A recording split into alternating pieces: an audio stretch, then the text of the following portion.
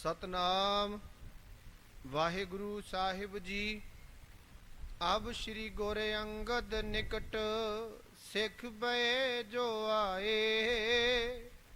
ਕਹੋ ਕਥਾ ਨਿਰਧਾਰ ਕਰ ਸੁਨੋ ਸੰਤ ਚਿਤ ਲਾਏ।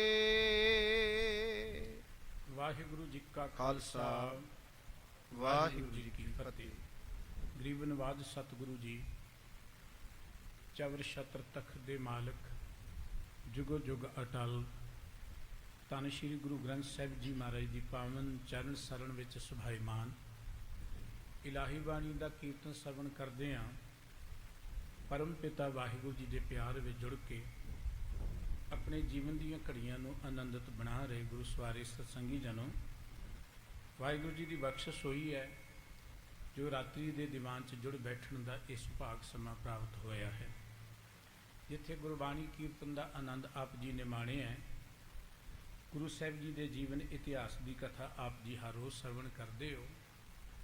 ਜਿਵੇਂ ਪੁਰਾਣੀ ਬਨਸਪਤੀ ਤੋਂ ਅੱਗੇ ਨਵੀਂ ਬਨਸਪਤੀ ਬਣਦੀ ਹੈ, ਜ਼ਿਮੀਂਦਾਰ ਫਸਲ ਬੀਜਦਾ ਹੈ, ਜਦੋਂ ਫਸਲ ਪੱਕਦੀ ਹੈ ਤੇ ਨਰੋਏ ਨਰੋਏ ਦਾਣੇ ਜਿਹੜੇ ਨੇ ਉਹਨਾਂ ਨੂੰ ਇਕੱਠੇ ਕਰਕੇ 2-4 ਬੋਰੀਆਂ ਵੱਖਰੀਆਂ ਰੱਖ ਲੈਂਦਾ ਹੈ ਤਾਂ ਕਿ ਅਗਲੇ ਸਾਲ ਮੁੜ ਕੇ ਉਹ ਫਸਲ ਬੀਜੀ ਜਾਏ। ਬਿਲਕੁਲ ਪੁਰਾਣੇ ਇਤਿਹਾਸ ਤੋਂ ਅੱਗੇ ਨਵਾਂ ਇਤਿਹਾਸ ਬਣਦਾ ਹੈ। ਗੁਰਬਾਣੀ ਦਾ ਗਿਆਨ ਜਿੱਥੇ ਸਾਨੂੰ ਆਤਮਿਕ ਜੀਵਨ ਪ੍ਰਦਾਨ ਕਰਦਾ ਹੈ, ਇਤਿਹਾਸ ਸਾਨੂੰ ਜੀਵਨ ਜਾਂਚ ਦੱਸਦਾ ਹੈ।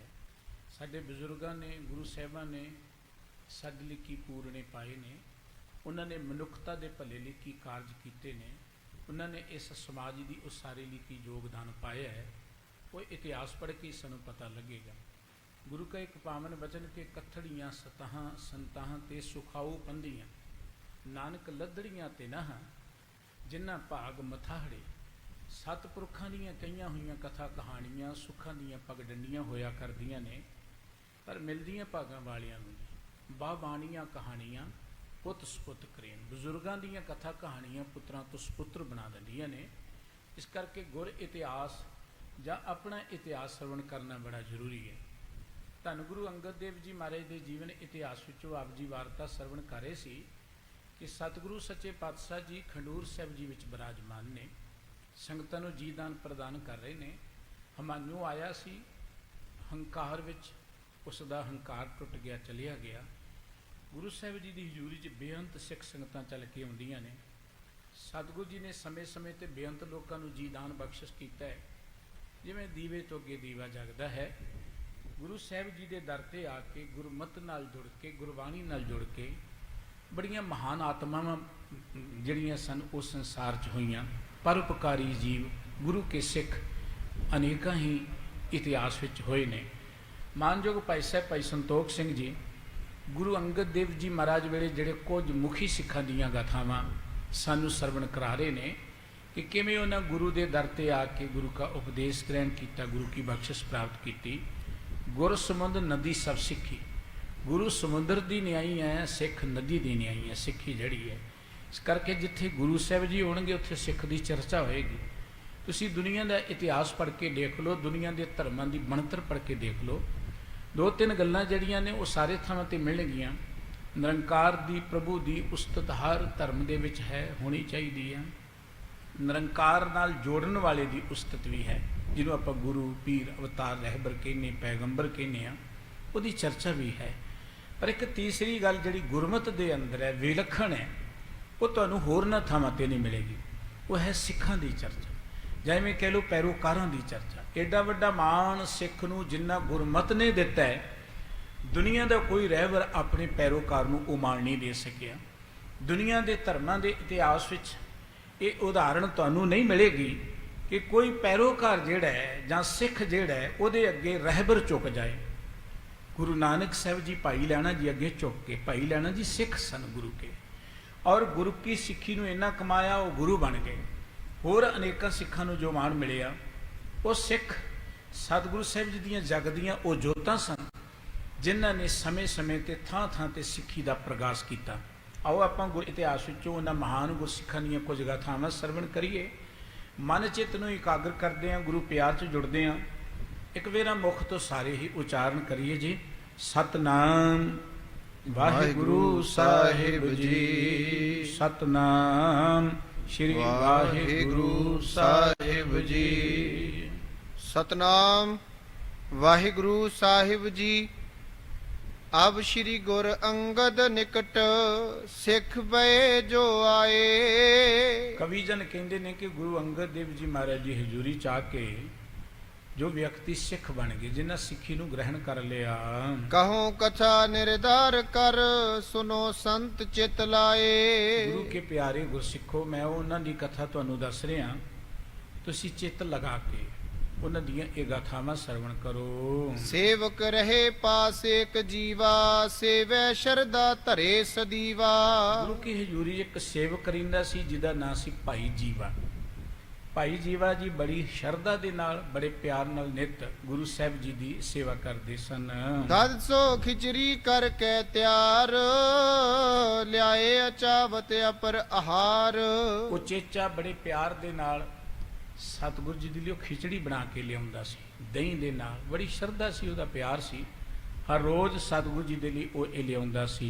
ਇੱਕ ਦਿਨ ਘੜੀ 4 ਦਿਨ ਰਹਿਓ ਗੁਰ ਸੋ ਹਾਥ ਜੋਰ ਬਚ ਕਹਿਓ। ਇੱਕ ਦਿਨ ਦੀ ਘਟਨਾ ਹੈ ਕਿ 4 ਕੁ ਘੜੀਆਂ ਅਜੇ ਦਿਨ ਬਾਕੀ ਸੀ। ਮੌਸਮ ਬੜਾ ਖਰਾਬ ਸੀ। ਸਤਿਗੁਰੂ ਜੀ ਦੇ ਹਜ਼ੂਰ ਉਸਨੇ ਹੱਥ ਜੋੜ ਕੇ ਇਸ ਤਰ੍ਹਾਂ ਬੇਨਤੀ ਕੀਤੀ ਹੈ, ਆਜ ਚਲਤ ਹੈ ਵਾਯੋ ਅੰਧੇਰੀ ਹਟੇ ਨਹੀਂ ਨਿਰਣੈ ਕਰ ਹੇਰੀ। ਸਤਿਗੁਰੂ ਜੀ ਅੱਜ ਹਨੇਰੀ ਬੜੀ ਵਗ ਰਹੀ ਹੈ, ਬੜੀ ਤੇਜ਼ ਹਵਾ ਹੈ, ਇਵੇਂ ਲੱਗਦਾ ਹੈ ਹਟਣੀ ਨਹੀਂ ਹੈ। ਜਿਸ ਤਰ੍ਹਾਂ ਦਾ ਰੁਖ ਹੈ ਹਵਾ ਦਾ, ਇਹ ਜਲਦੀ ਰੁਕੇਗੀ ਨਹੀਂ, ਇਹ ਹਟੇਗੀ ਨਹੀਂ। ਬੜੀ ਨਿਸਾਬੀ ਤੇ ਹਟ ਜਾਏ ਅਬ ਤੋ ਬਹਿਤ ਮਹਾਰਾਜ ਛਾਏ। ਸਤਿਗੁਰੂ ਜੀ ਜੇ ਤੁਸੀਂ ਕਿਰਪਾ ਕਰੋ ਨਾ, ਹੁਣ ਕੁਝ ਚਿਰ ਲਈ ਹਨੇਰੀ ਰੁਕ ਜਾਏ ਤੇ ਰਾਤ ਨੂੰ ਜਿੰਨੀ ਮਰਜ਼ੀ ਚੱਲ ਪਏ। ਇਸ ਕਰਕੇ ਹੁਣ ਆ ਜਿਹੜਾ ਹਨੇਰਾ ਜੇ ਹੈ, ਮਿੱਟੀ ਘਟਾ ਜਿਹਾ ਉੱਡ ਰਿਹਾ ਹੈ, ਕਿ ਕੁਝ ਚਿਰ ਲਈ ਸ਼ਾਂਤ ਹੋ ਜਾਏ। ਆਪ ਜੀ ਦੇ ਚਰਨਾਂ 'ਚ ਬੇਨਤੀ ਹੈ ਜੀ। ਬਾਕੇ ਆਪ ਕੋ ਹੋਵੇ ਜਬੈ ਮਿਟੇ ਅੰਧੇਰੀ ਰਜ ਸੋ ਸਬੈ। ਮਹਾਰਾਜ ਜਦੋਂ ਤੁਹਾਡਾ ਬਚਨ ਹੋ ਜਾਏ ਨਾ ਤੇ ਹਨੇਰੀ ਰੁਕ ਸਕਦੀ ਹੈ। ਤੁਹਾਡੇ ਹੁਕਮ 'ਚ ਹੈ ਸਭ ਕੁਝ। ਤੁਸੀਂ ਮੁਖ ਤੋਂ ਬਚਨ ਕਰਦੇ ਹੋ ਕੁਝ ਚਿਰ ਲਈ ਹਨੇਰੀ ਰੁਕ ਜਾਏ, ਮੈਂ ਤੁਹਾਡੇ ਲਈ ਖਿਚੜੀ ਭੋਜਨ ਪਾਣੀ ਤਿਆਰ ਕਰਕੇ ਲੈ ਆਵਾਂ। ਕਰ ਲੇਵੋ ਮੈਂ ਤੁਰਤ ਆਹਾਰਾ ਤੁਮੈ ਅਚਾਵੋ ਬਿਵਦ ਪ੍ਰਕਾਰਾ। ਮੈਂ ਬੜੀ ਜਲਦੀ ਦੇ ਨਾਲ ਸਭ ਕੁਝ ਤਿਆਰ ਕਰਕੇ ਆਪ ਜੀ ਦੀ ਸੇਵਾ ਵਿੱਚ ਹਾਜ਼ਰ ਹੋ ਜਾਵਾਂਗਾ। ਬਹੁਰੋ ਚਲੇ ਜਥਾ ਆਬੇ ਹੈ ਸ਼੍ਰੀ ਅੰਗਦ ਸੁਨ ਤਿਸ ਤੇ ਕਹੈ। ਤੇ ਉਦੋਂ ਬਾਅਦ ਜਿਵੇਂ ਮਰਜ਼ੀ ਹਨੇਰੀ ਚੱਲੀ ਜਾਏ, ਜਦੋਂ ਭਾਈ ਜੀਵਾ ਜੀ ਨੇ ਇਹ ਗੱਲ ਕਹੀ ਨਾ, ਤੇ ਸਤਿਗੁਰੂ ਜੀ ਨੇ ਉਸ ਨੂੰ ਸੁਣ ਕੇ ਇਸ ਤਰ੍ਹਾਂ ਉੱਤਰ ਦਿੱਤਾ ਹੈ, ਐਸੋ ਨਹੀਂ ਮਨੋਰਥ ਕਰੀਐ ਜਿਸ ਤੇ ਮਹਾਦੋਸ਼ ਸਿਰ ਧਰੀਐ। ਉਹ ਭਾਈ ਸਿੱਖਾ ਇਹੋ ਜਿਹਾ ਸੰਕਲਪ ਕਦੀ ਮਨ 'ਚ ਨਹੀਂ ਕਰੀਦਾ। ਪਰਮਾਤਮਾ ਦਾ ਹੁਕਮ ਹੈ, ਗੁਰਮਤਿ ਦਾ ਜੋ ਮੂਲ ਧੁਰਾ ਹੈ ਉਹ ਹੈ ਹੁਕਮ ਰਜ਼ਾਈ ਚੱਲਣਾ, ਨਾਨਕ ਲਿਖਿਆ ਨਾਲ। ਪਰਮਾਤਮਾ ਦੀ ਰਜ਼ਾ ਵਿੱਚ ਚੱਲਣਾ। ਬਹੁਤ ਲੋਕ ਨੇ ਜਪ ਕਰਦੇ ਨੇ, ਤਪ ਕਰਦੇ ਨੇ, ਰਿੱਧੀਆਂ ਸਿੱਧੀਆਂ ਪ੍ਰਾਪਤ ਕਰਕੇ ਆਪਣੀ ਮਨ ਮਰਜ਼ੀ ਨਾਲ ਚੱਲਣਾ ਚਾਹੁੰਦੇ ਨੇ ਤੇ ਉਹ ਦੂਸਰਿਆਂ ਨੂੰ ਚਲਾਉਣਾ ਚਾਹੁੰਦੇ ਨੇ। ਬਹੁਤ ਲੋਕ ਨੇ, ਪਰ ਜਿਹਨੂੰ ਆਪਾਂ ਕਹਿੰਦੇ ਨਾ ਪਰਮ ਪਦਵੀ ਜਾਂ ਪਰਮ ਆਨੰਦ, ਉਹ ਇਹਨਾਂ ਰਿੱਧੀਆਂ ਸਿੱਧੀਆਂ ਨਾਲ ਨਹੀਂ ਮਿਲਦਾ। ਉਸ ਪਰਮ ਆਨੰਦ ਨੂੰ ਮਾਣਨ ਦਾ ਇੱਕੋ ਇੱਕ ਤਰੀਕਾ ਹੈ, ਅਸੀਂ ਜ਼ਿੰਦਗੀ 'ਚ ਰੱਬ ਦੀ ਰਜ਼ਾ ਵਿੱਚ ਆ ਜਾਈਏ। ਜਿਸ ਮਨੁੱਖ ਨੂੰ ਰੱਬ ਦਾ ਭਾਣਾ ਹੀ ਨਹੀਂ ਮਿੱਠਾ ਲੱਗਦਾ, ਉਹ ਰੱਬ ਦੇ ਨਾਲ ਪਿਆਰ ਕੀ ਕਰੇਗਾ।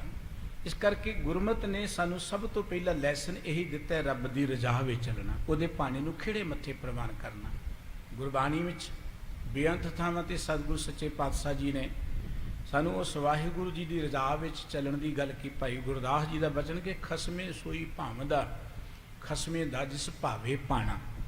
ਜਿਹਨੂੰ ਰੱਬ ਦਾ ਭਾਣਾ ਮਿੱਠਾ ਲੱਗਦਾ ਹੈ, ਰੱਬ ਦੇ ਦਰ ਤੇ ਉਹੀ ਪ੍ਰਵਾਨ ਹੁੰਦਾ ਹੈ। ਇਹ ਬੱਚੇ ਨੂੰ ਕੋਲ ਬਿਠਾ ਲਓ, ਗੁਰੂ ਦਰਬਾਰ 'ਚ ਭੱਜਾ ਫਿਰਦਾ ਬੱਚਾ ਦੂਜਿਆਂ ਨੂੰ ਡਿਸਟਰਬ ਕਰਦਾ ਹੈ, ਜਿਹਦਾ ਵੀ ਹੈ ਪਲੀਜ਼ ਕੋਲ ਬਿਠਾਓ ਉਸ ਨੂੰ। ਖਸਮੇ ਸੋਈ ਭਾਵਦਾ ਖਸਮੇ ਦਾ ਜਿਸ ਭਾਵੇ ਭਾਣਾ। ਜਿਹਨੂੰ ਰੱਬ ਦੀ ਰਜ਼ਾ ਮਿੱਠੀ ਲੱਗਦੀ ਹੈ, ਭਾਣਾ ਮਿੱਠਾ ਲੱਗਦਾ ਹੈ, ਉਹੀ ਰੱਬ ਨੂੰ ਚੰਗਾ ਲੱਗੇਗਾ। ਹੁਣ ਜੇ ਸਾਨੂੰ ਰੱਬ ਦੀ ਰਜ਼ਾ ਹੀ ਮਿੱਠੀ ਨਹੀਂ ਲੱਗਦੀ, ਕਹੀਏ ਕਿ ਅਸੀਂ ਰਿੱਧੀਆਂ ਸਿੱਧੀਆਂ ਦੇ ਨਾਲ ਰੱਬ ਦੀ ਕਾਇਨਾਤ ਨੂੰ ਬਦਲ ਲਈਏ, ਇਹ ਗੈਰ ਕੁਦਰਤੀ ਗੱਲ ਹੈ। ਇਸ ਕਰਕੇ ਬਹੁਤ ਲੋਕ ਨੇ ਧਰਮ ਦੀ ਦੁਨੀਆ 'ਚ, ਅਸੀਂ ਵੀ ਨਾ ਦਰਅਸਲ ਜ਼ਿੰਦਗੀ 'ਚ ਲੈ ਕੇ ਸ਼ਰਧਾ ਹੀ ਉਹਨੇ ਗੁਰੂ ਦੇ ਦਰ ਤੇ ਜਾਂ ਪ੍ਰਮਾਤਮਾ ਦੇ ਪ੍ਰਤੀ, ਤੇ ਅਸੀਂ ਪ੍ਰਮਾਤਮਾ ਦੇ ਨਿਯਮਾਂ ਨੂੰ ਬਦਲਣਾ ਚਾਹੁੰਦੇ ਹਾਂ। ਰੱਬ ਜੀ ਆਹ ਕੁਝ ਹੋ ਜਾਏ। ਸਾਡਾ ਸੰਘਰਸ਼ ਚੱਲ ਰਿਹਾ ਰੱਬ ਦੇ ਨਾਲ। ਸੰਘਰਸ਼ ਦੇ ਨਾਲ ਪ੍ਰਮਾਤਮਾ ਨਹੀਂ ਮਿਲੇਗਾ। ਇੱਕ ਹੁੰਦਾ ਸੰਘਰਸ਼, ਇੱਕ ਹੁੰਦਾ ਸਮਰਪਣ। ਗੁਰਮਤਿ ਕਹਿੰਦੀ ਸਮਰਪਣ ਕਰ ਦਿਓ ਰੱਬ ਦੀ ਰਜ਼ਾ ਵਿੱਚ। ਜੋ ਪ੍ਰਮਾਤਮਾ ਕਰਦੇ ਉਹਨੂੰ ਖਿੜੇ ਮੱਥੇ ਪ੍ਰਵਾਨ ਕਰ ਲਓ, ਉਹਦੀ ਰਜ਼ਾ ਨੂੰ ਖਿੜੇ ਮੱਥੇ ਮੰਨ ਲਓ। ਸੰਘਰਸ਼ ਕਰਾਂਗੇ ਅਸੀਂ ਜ਼ਿੰਦਗੀ ਅੰਦਰ ਕਦੀ ਸੁਖੀ ਨਹੀਂ ਹੋ ਸਕਾਂਗੇ। ਹਵਾ ਚੱਲਦੀ ਹੈ ਨਾ, ਹਵਾ ਦੇ ਜਿੱਧਰ ਨੂੰ ਰੁਖ ਉੱਧਰ ਨੂੰ ਤੁਰ ਪਓ, ਹਵਾ ਪਈ ਤੁਹਾਨੂੰ ਧੱਕੀ ਚਲੀ ਜਾਏਗੀ। ਪਰ ਜੇ ਤੁਸੀਂ ਹਵਾ ਦੇ ਉਲਟ ਚੱਲੋਗੇ ਕਾਮਯਾਬ ਨਹੀਂ ਹੋਵੋਗੇ, ਹਵਾ ਤੁਹਾਨੂੰ ਪਿੱਛੇ ਨੂੰ ਧੱਕੇਗੀ। ਪਾਣੀ ਦੇ ਵਹਾਅ ਨਾਲ ਤੁਰੇ ਜਾਓ, ਪਾਣੀ ਤੁਹਾਨੂੰ ਆਪੇ ਤਾਰਦਾ ਚਲਿਆ ਜਾਏਗਾ। ਉੱਪਰ ਨੂੰ ਜਾਓਗੇ ਪਾਣੀ ਤੁਹਾਨੂੰ ਰੋੜੇਗਾ। ਰੱਬ ਦੀ ਰਜ਼ਾ ਵਿੱਚ ਤੁਰੇ ਜਾਈਏ ਨਾ ਤੇ ਆਪਣੇ ਆਪ ਹੀ ਸੁੱਖ ਮਿਲਦੇ ਚਲੇ ਜਾਣਗੇ। ਭਾਈ ਜੀਵਾ ਜੀ ਨੇ ਜਿਹੜੀ ਗੱਲ ਕਹੀ ਕਿ ਮਹਾਰਾਜ ਹਵਾਈ ਰੁਕ ਜਾਏ ਕੁਝ ਚਿਰ ਦੇ ਲਈ, ਹਨੇਰੀ ਰੁਕ ਜਾਏ ਤੇ ਮੈਂ ਤੁਹਾਡੇ ਲਈ ਭੋਜਨ ਪਾਣੀ ਤਿਆਰ ਕਰ ਲਿਆਵਾਂ। ਸਤਿਗੁਰੂ ਜੀ ਕਹਿਣਗੇ ਇਹੋ ਜਿਹੇ ਮਨੋਰਥ ਕਦੀ ਜ਼ਿੰਦਗੀ 'ਚ ਨਹੀਂ ਧਾਰਨ ਕਰਨਾ ਕਿ ਸਾਡੀ ਮਰਜ਼ੀ ਚੱਲੇ ਜਾਂ ਸਾਡੀ ਆਪਣੀ ਮਨ ਦੀ ਜੋ ਇੱਛਾ ਹੈ ਉਹ ਰੱਬ ਦੀ ਰਜ਼ਾ ਤੋਂ ਉਲਟ ਪੂਰੀ ਹੋ ਜਾਏ। ਇਹ ਵੱਡਾ ਦੋਸ਼ ਹੈ, ਇਹ ਵੱਡਾ ਔਗਣ ਹੈ ਸਾਡੀ ਜ਼ਿੰਦਗੀ 'ਚ।